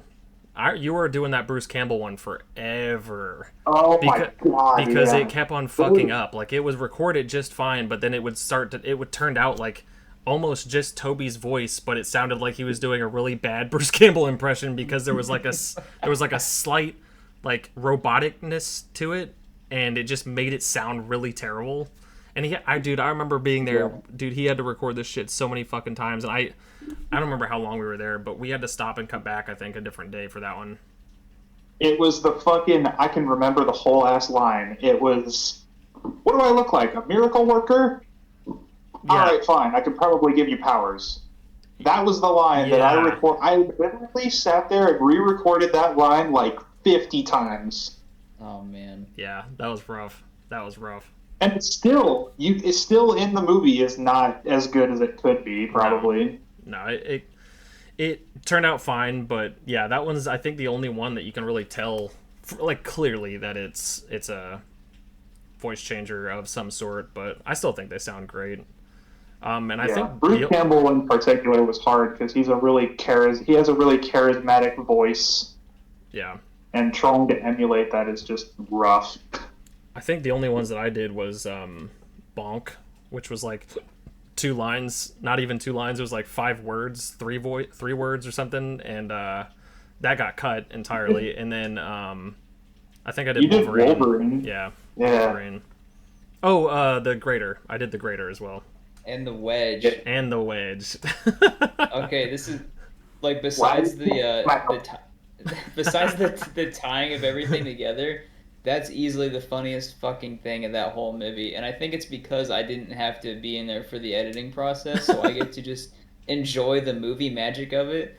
But that done when it starts up and the greater starts giving his speech, and then you just hear, "My cheese, my lord." And I know it's you, like how I just picture Arthur, your other dog.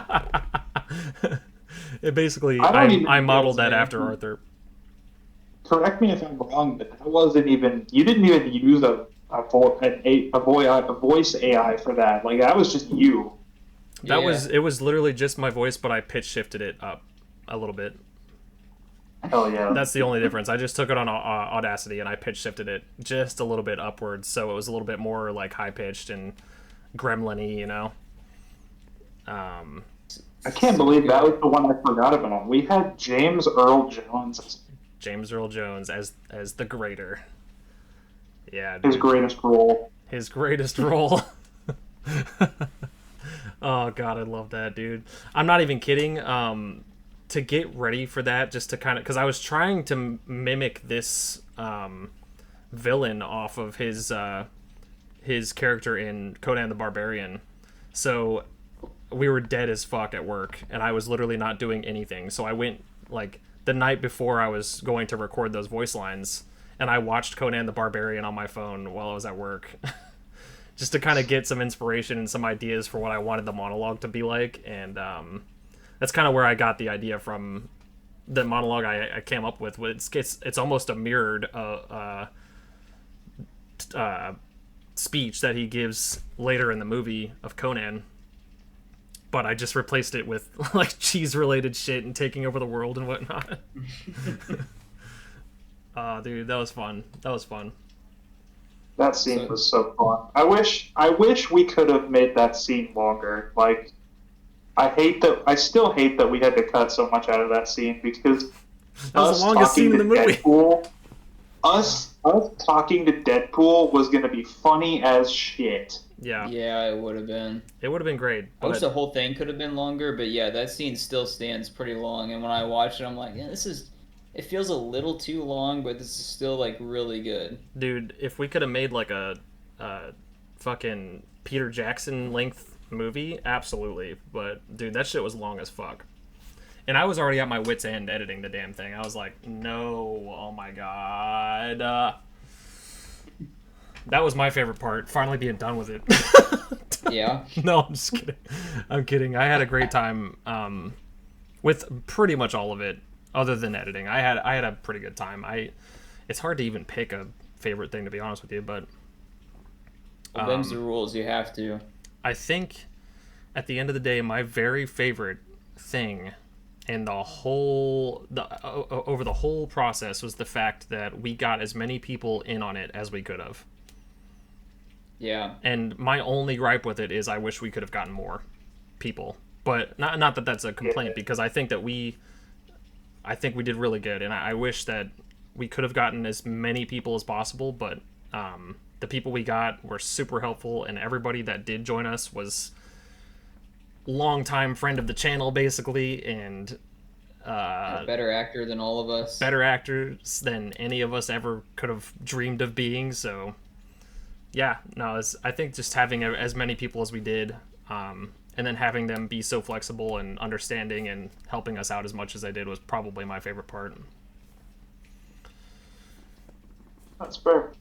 And even the news reporters and like all that, like all the extra stuff, and Cheeks and Cody doing the post credit scene for us and shit. That was funny as hell. And Hovey, that's who I almost forgot. Oh my god, I'm gonna fucking hear about that one. But anyway, Hovey, shout out my boy Hovey, HOV13, for probably making me laugh more than anything in this entire video with his stupid ass fucking symptoms, time traveling symptoms. That shit just dimension traveling symptoms killed me, dude. Oh my god, that could be something, an unreleased footage kind of thing, because he actually sent me a couple of variations of that, and so the one that we put in the movie is not the only list of symptoms that he recorded for us. And dude, that'd be great, but disappointing looks from your father. Can't relate. Can't relate. Oh shit, dude. Thoughts of suicide, thoughts of homicide, thoughts in general. That's a scary one. Yeah. Oh man. Cheek sneezes. High ass cheeks. Dude. Oh man, dude, he killed it. Dude sent me into a laughing fit every single time I watched that shit for the longest time. It was hard to edit. I'm not kidding. That was hard to put together because I was laughing the whole fucking time. Killed me, man. He was also fast as shit, too, because I'm pretty sure when I sent him that, he had those recordings for me, like, 2 days later, or some shit like that is done.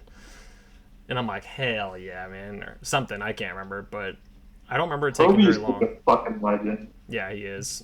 Such a fucking G.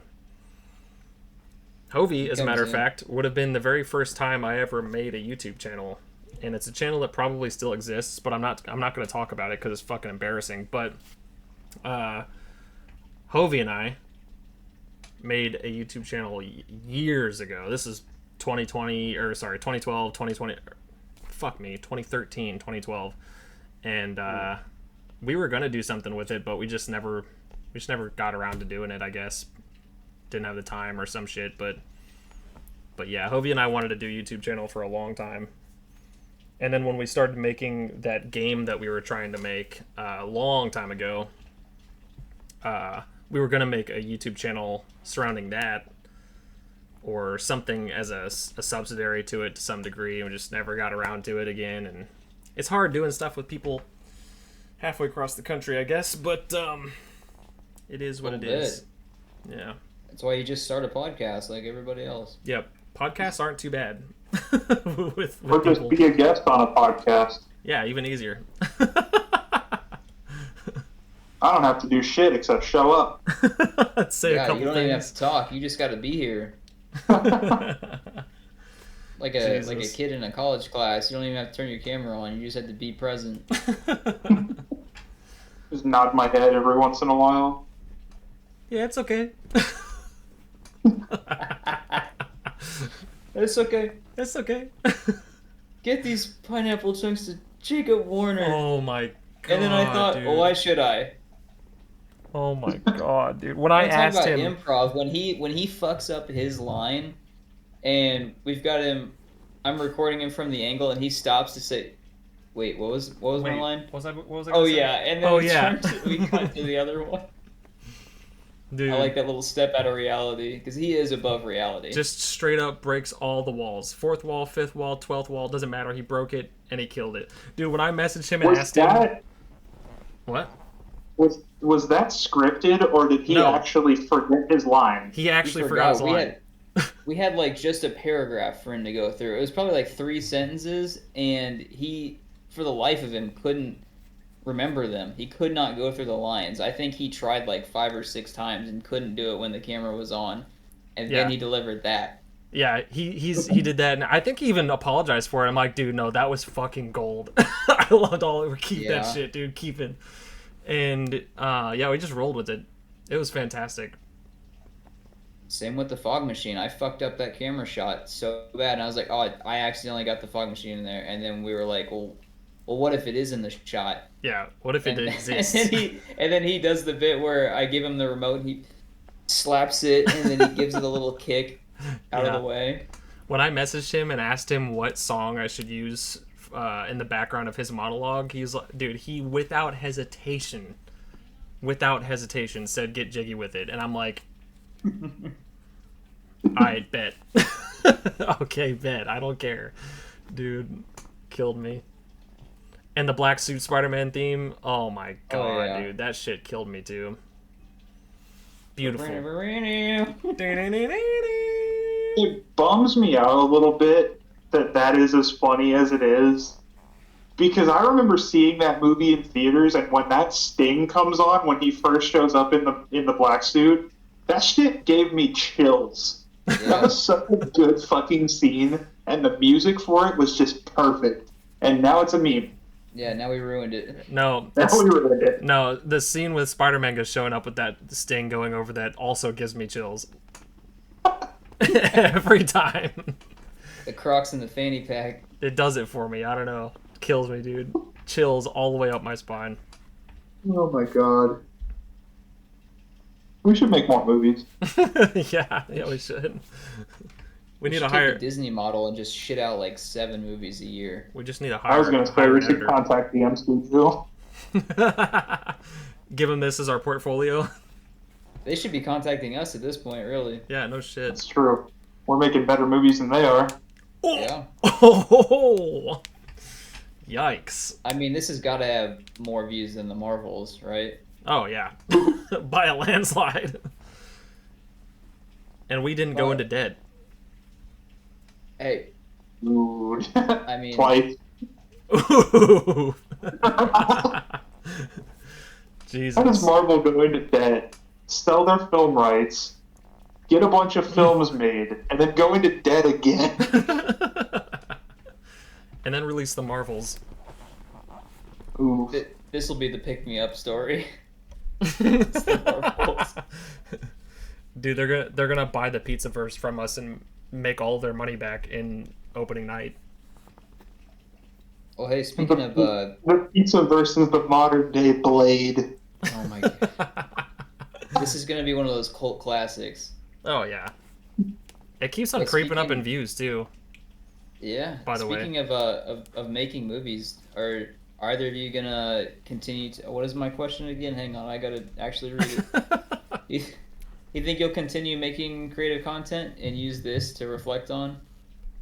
Oh, yeah. Absolutely. I don't know if I'm going to be recording a whole lot, but I sure would love to write more stuff. I want to record more stuff, so if you want to write me some stuff, I'll record it. Well, based on Toby's dreams that he's messaged us in the chat, I think we got some ideas flowing. Let's fucking do it. I was actually gonna say, I am not allowed to have headphones at work, and I work by myself for the most part, so I don't really have anybody to talk to. And my job is really fast paced, so I can't be on my phone a whole lot. So I spend a lot of my time at work just in my head thinking.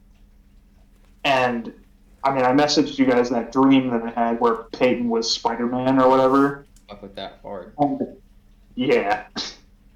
But like, I've spent a lot of days just creating movies in my head and like going through the whole process of how I would make it work and who would play who and shit. It'll probably never see the light of day because I don't have the means to do that anymore. But like, the ideas are there.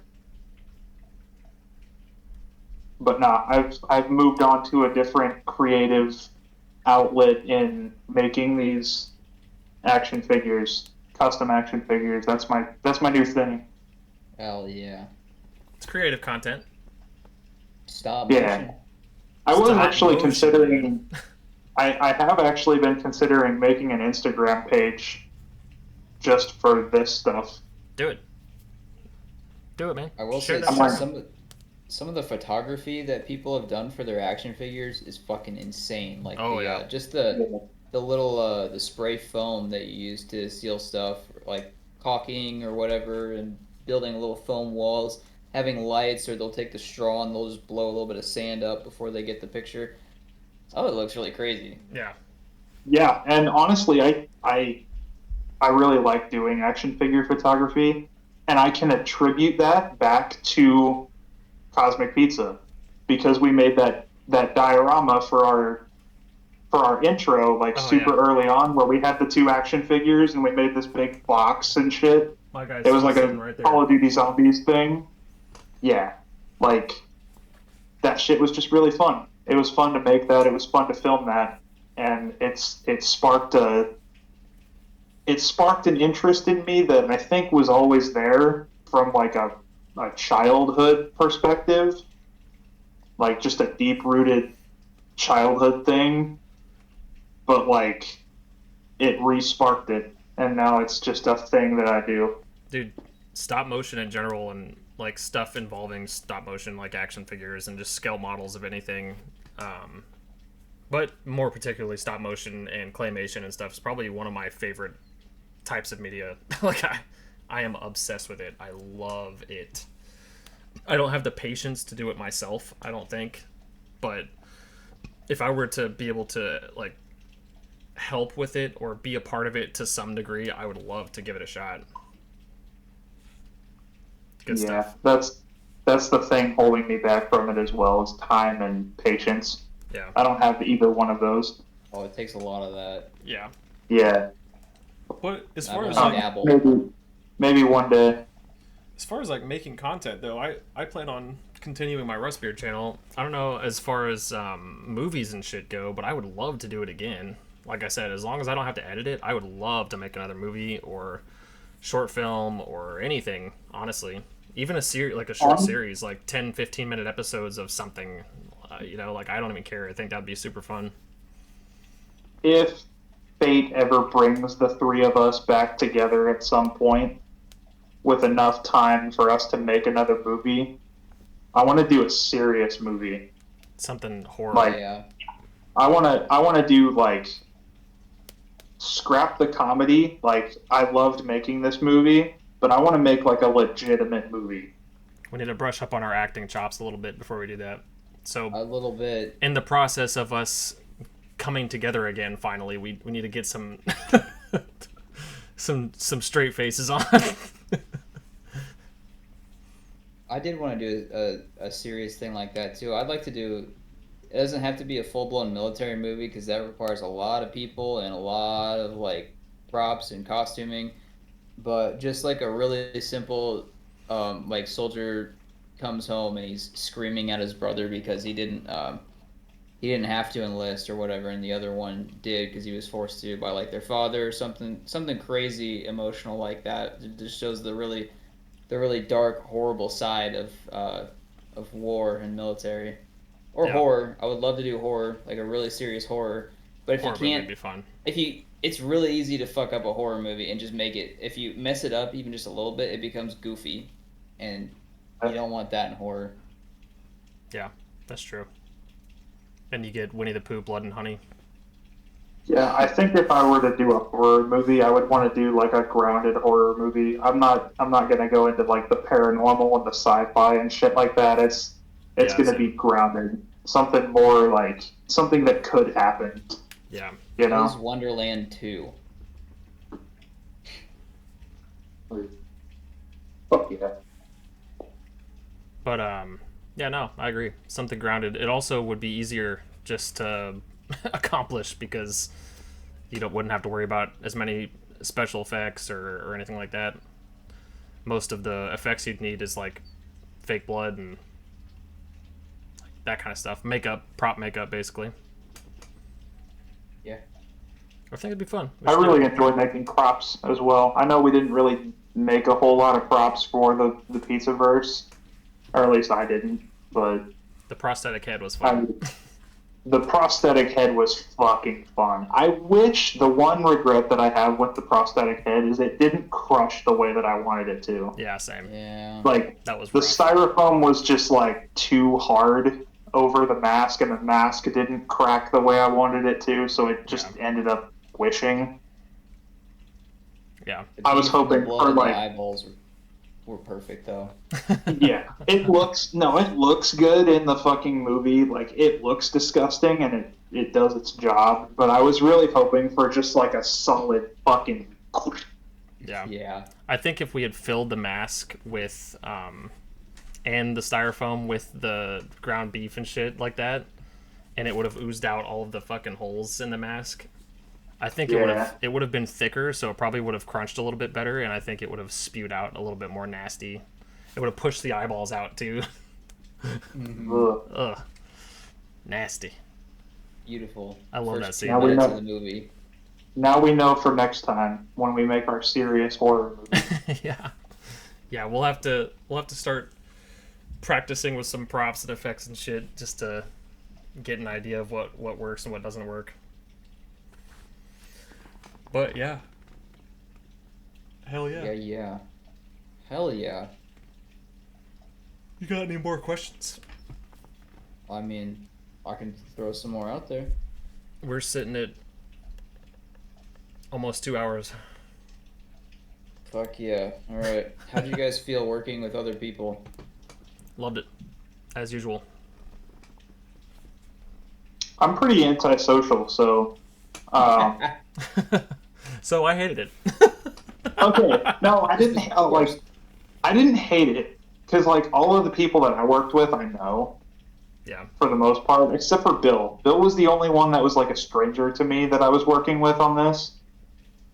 And it didn't help that he was improvising as much as he was, because there's a scene in the movie where he's like, it's the beginning of the dialogue between me and him, where I'm like, we're looking for the sauce, the secret sauce, and he's like, hey, shut up, you're gonna get us killed. And he's like, you want the pizza sauce? I was just supposed to say, yeah, we want the sauce. And that was going to be the end of it. He was going to be like, oh, they don't get you fucking sauce. Nah, he kept it going. And I was like, I don't know how to respond to this. The good stuff. Yeah, the good stuff. Bitch said you want the good stuff. And I'm like, yeah, we want the good stuff, yeah. Like, I don't know how to respond to that, Bill. Bill, get us the fucking sauce already, dude. Go up to your little door and grab it for us. We worked really hard to get that door. And you're going to use it, God damn it. I wish we were on a really, really rough time constraint with that scene in particular, and I really wish we could have done more with it, because I had the gun, and I didn't use it at all. It literally just in my hand. I never pointed at him. I never try to strong arm him. I never do anything with that gun. The only reason it's there is for him to take it from me. That was another good tie-in was because we complained the first time we did it. It was like a 30-second scene, and we're like, we don't even know how he got this gun. He just has it. And so when we went back to that set to record, we did the origin of how we got there and how Toby's character ends up with a gun, and that other Toby, the whole Toby play too. out. I'm really glad I could tell you guys about that little video editing trick of just doing the same two shots, but with your actors standing in different places. Dude, I've been wanting to do something like that forever. I've been wanting to try that so bad, and I've just never had an opportunity to use it anywhere. And finally got to do it, and I think it turned out pretty good. It was flawless. I've always loved scenes like that ever since, like, when I was a little kid.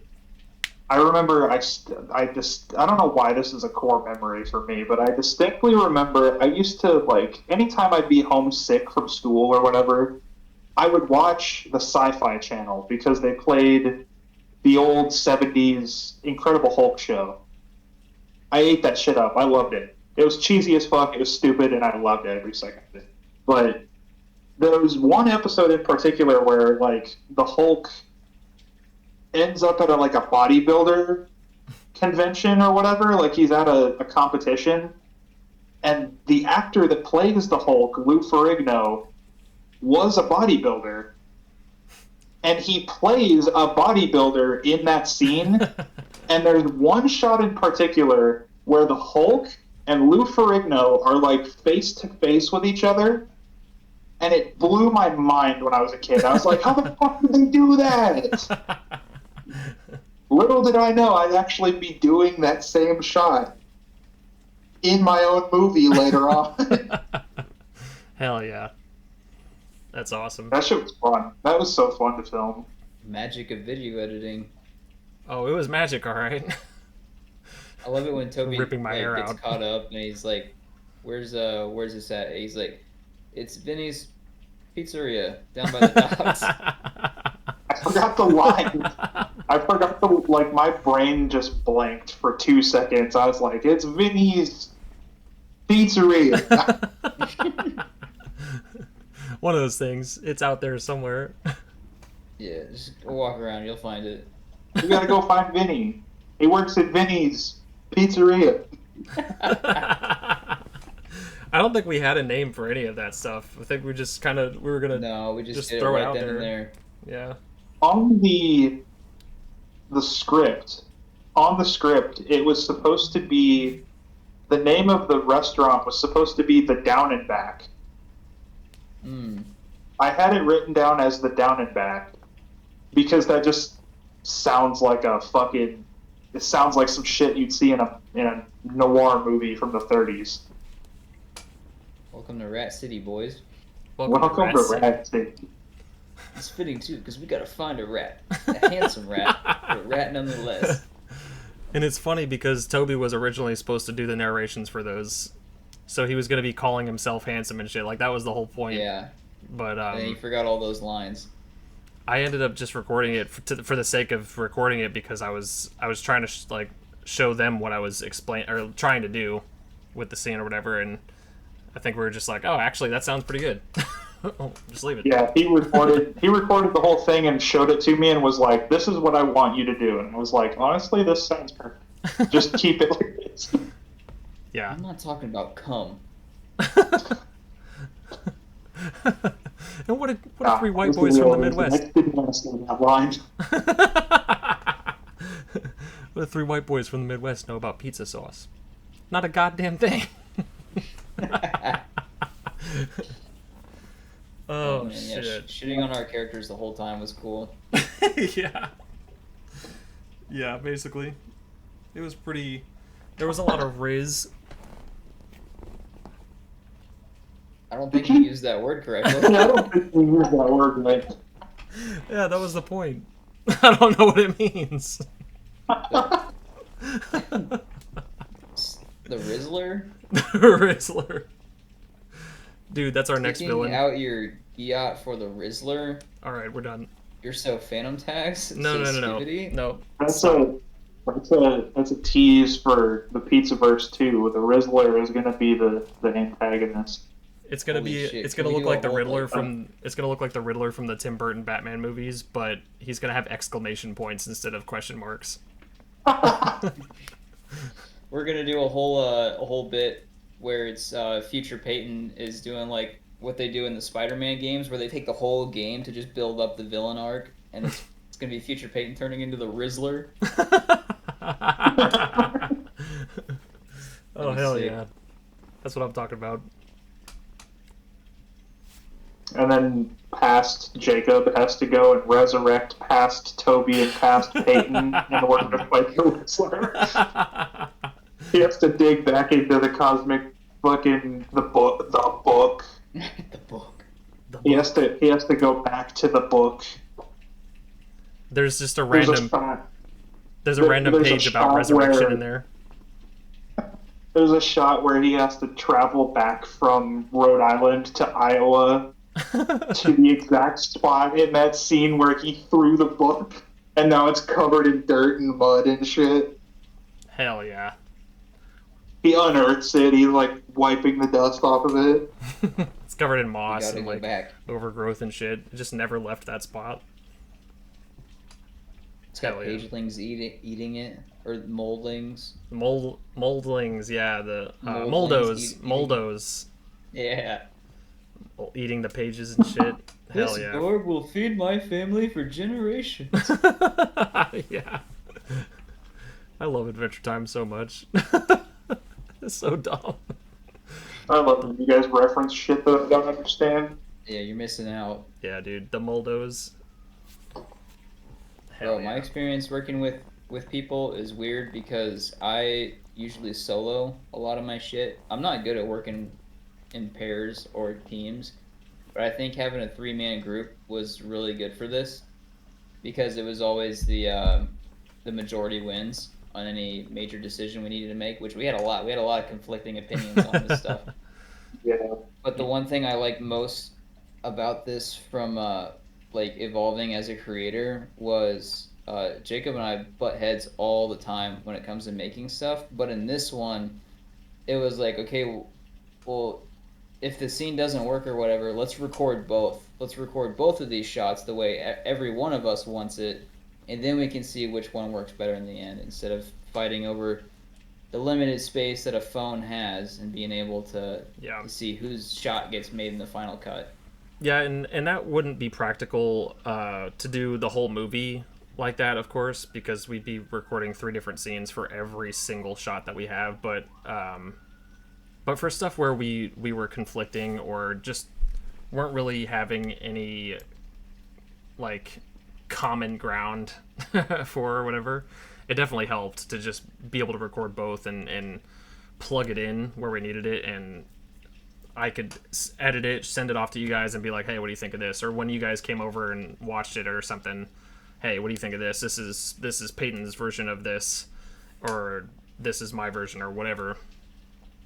And then we could just be like, oh, actually, yeah, you know what? Peyton's version did look a little bit better, and that line from his sounded better, or whatever, and vice versa. But I agree. That's right. Fuck your gimbal.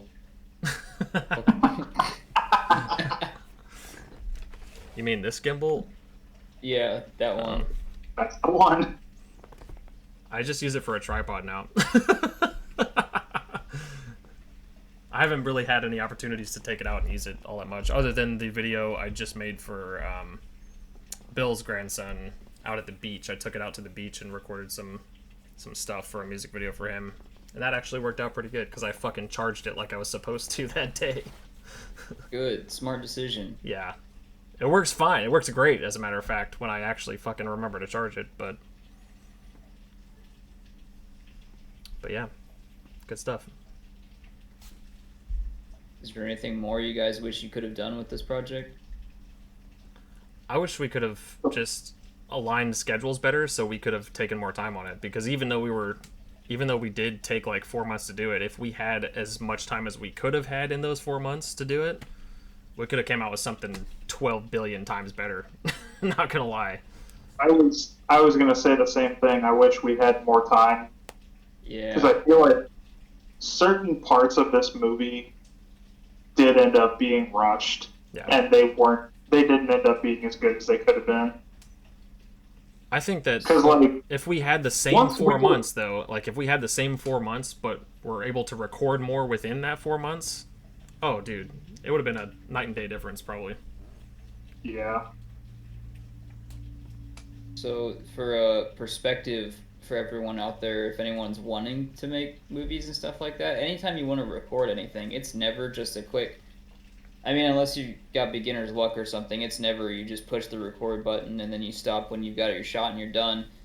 It was however many months you said we recorded once a week, but we were recording anywhere from we were together from anywhere from 2 to 4 hours for every recording session. Yeah. And that was for however many months we did it, and we came out with an hour-long movie, and that's to be expected. The 3-minute scene for the prison break was over an hour and a half, close to 2 hours of recording, just being on set.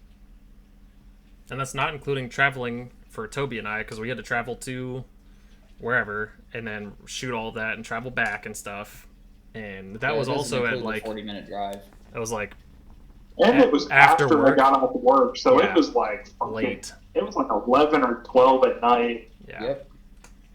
So it is what it is. And then, of course, if you are doing anything outdoors, you got to take into consideration weather and how, like, yeah, you may be able to record half of the scene today and then half of it tomorrow, but is it going to rain tomorrow? And then you have half of your scene in the rain and half of it not in the rain and so forth. Or half of it's overcast and half of it's sunny and shit. And, like, a lot of that is stuff to take into consideration. And wind is a motherfucker when it comes to recording anything. You gotta have a pop guard of some sort if you have a good microphone for your camera. Whether it's just for audio purposes or also just in general keeping people's faces or beards out of the damn way or whatever, like, wind is a bitch. But lighting. Dude, lighting is the worst. You always have to worry about light your lighting. Are crazy. Dude. Yeah, you gotta remember that whatever you're seeing with your eyes, that's not what your lens is gonna pick up on your camera. No. Especially if you're using multiple cameras, which I would never recommend unless you have the money to, like, to fuck with that, I guess. But I would never use my phone to record and then also Peyton's or even Toby's for that matter, because Toby's even got the same phone as me and I still would not record with his if I was recording the rest of it on my phone. Because his settings might be a little bit different, and maybe I don't remember exactly what my settings are and so forth. Like, could make the scene look entirely different and so forth. So, stick with one camera if you can, or if it's all you have, even better. Did Toby leave us? Did he die? No, I'm still here. Oh. I turned off my camera because I'm a pleb and I'm using a phone. Oh yeah, that's true.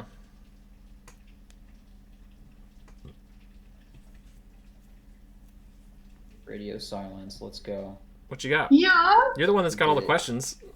Or are you? Yeah, are we well, wrapping up? Oh, there he goes. Yikes! Ah!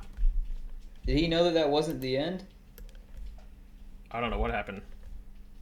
I think he might have actually died that time. Yeah, we've kind of been talking about like the other ones are just. Oh, he's coming back. There he is. Look, he's back. No, I think the only other, the other questions on here were how the physical set changed what we had in mind recording and what you've learned from this experience, but we've kind of been tossing those we kind of questions did that around. as we talked about each scene, probably. Yeah.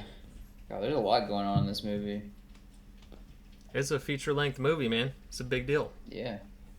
A whole lot of stuff going on in the background, too. There's a whole lot of context in the other videos betwixt our two channels. Yep. Lots of Easter eggs from previous videos that Peyton and I did on his channel, and a lot of shit that doesn't make sense to the casual viewer. Yep. Yeah. I did rewatch the list as well before recording this podcast episode. It's still fucking funny. I don't know why it holds up well. I don't like my acting, but man, going to the door and Jacob panning down when he I read the message that there's a key under the doormat and there's no doormat beneath my feet. I remember when we recorded that too. There was a mat there or something. We had to move it out of the way. Yeah, I like doing goofy stuff like that. I think, one of the better parts of the whole Pizzaverse was getting the three of us in on all the writing and all the jokes, so that a little piece of us is in there. Everything we do. Yeah, it's good stuff. It just goes back to just the, in general, pop culture references we all liked and influences that we have had in our own consumption of media and whatnot. I think all of it kind of played a role, and that's fucking awesome. So we have to do this. We have to do this. That was a Toby line. Oh yeah. Oh God, I forgot about that line. Dude, we should have died for this. We should have added the ranking, or we're ranking these in there somewhere. Yeah. Should have used that song I made. It was such a banger. That's fact. This is why we're here, to reel you in. We're making these, or we're ranking these. When you start throwing out decisions like that. Yikes. Well, did we do it? Was this another episode of On Thin Ice? This was another episode. Cosmic Ice Pizza. Of On Thin Pizza. Thin crust on pizza. frozen crust. pizza. Frozen pizza, yeah. Hell yeah. Oh man, Toby, it's been great having you on, man. Thanks, buddy. It's been a pleasure. It really has been really fun. I can't wait to see you at work again. I hate you. I ran into him the other day. I think it was yesterday. I was at Walmart. Peyton was like running OGP, and he was like over by the cheese wall, and I saw him, and I go like this, just threw him a middle finger, and he didn't see me, but this old man behind him saw me and gave me like a shitty look, so I just dipped into an aisle. That was funny. Oof. That man's never gonna forget you. Good thing you don't work there anymore. That's true. Not that it would matter, fuck him. That's also true. Everyone, go watch the Pizzaverse if you haven't already. No, actually, even if you have, watch it again. You're not going to miss out on anything. Exactly. True. Except an hour of your time. Watch everything we've ever done. All, the three of us. All the streams, Jacob too. and I, all of us. Every Yeah. Warzone stream. It's going to take you 30 years to get through them all. And it's not worth it, but do it. Yeah. Watch the stream highlights. I edited those. Yeah. Honestly, the stream highlights are fucking lit. Watch all of those. I'm sorry in advance. They are pretty funny. They are actually really funny. They're fucking dumb. Go watch our Some entire stupid shit that I still quote to this day. Go watch our entire Chronicles Easter eggs stream on Peyton's channel. Oh my god. The whole thing. We should do that again. Yeah. Facts. Yeah, let's hop off of here and go do that. Yeah, right now. No, I got to record another fucking podcast episode on a different podcast after this. Damn. We won't name drop that podcast because it probably sucks. This isn't the place for it, but this has been yet another successful episode. No one's going to watch this 2.5 hour long thing. Yes, they will. All of them will. But if you made it, thank you. Appreciate if you. you want more video editing tips and tricks from the Spielbergs themselves, that's us. All right, guys. Make sure you check out all of that stuff. It'll be linked in the description below, as well as our Instagram. Make sure you check that out because we got like shorts and stuff like that on there, and reels and all that kind of shit. Sure do. Make sure you leave a like and a sub and all that kind of good stuff. And we'll see you in the next one, guys. Goodbye.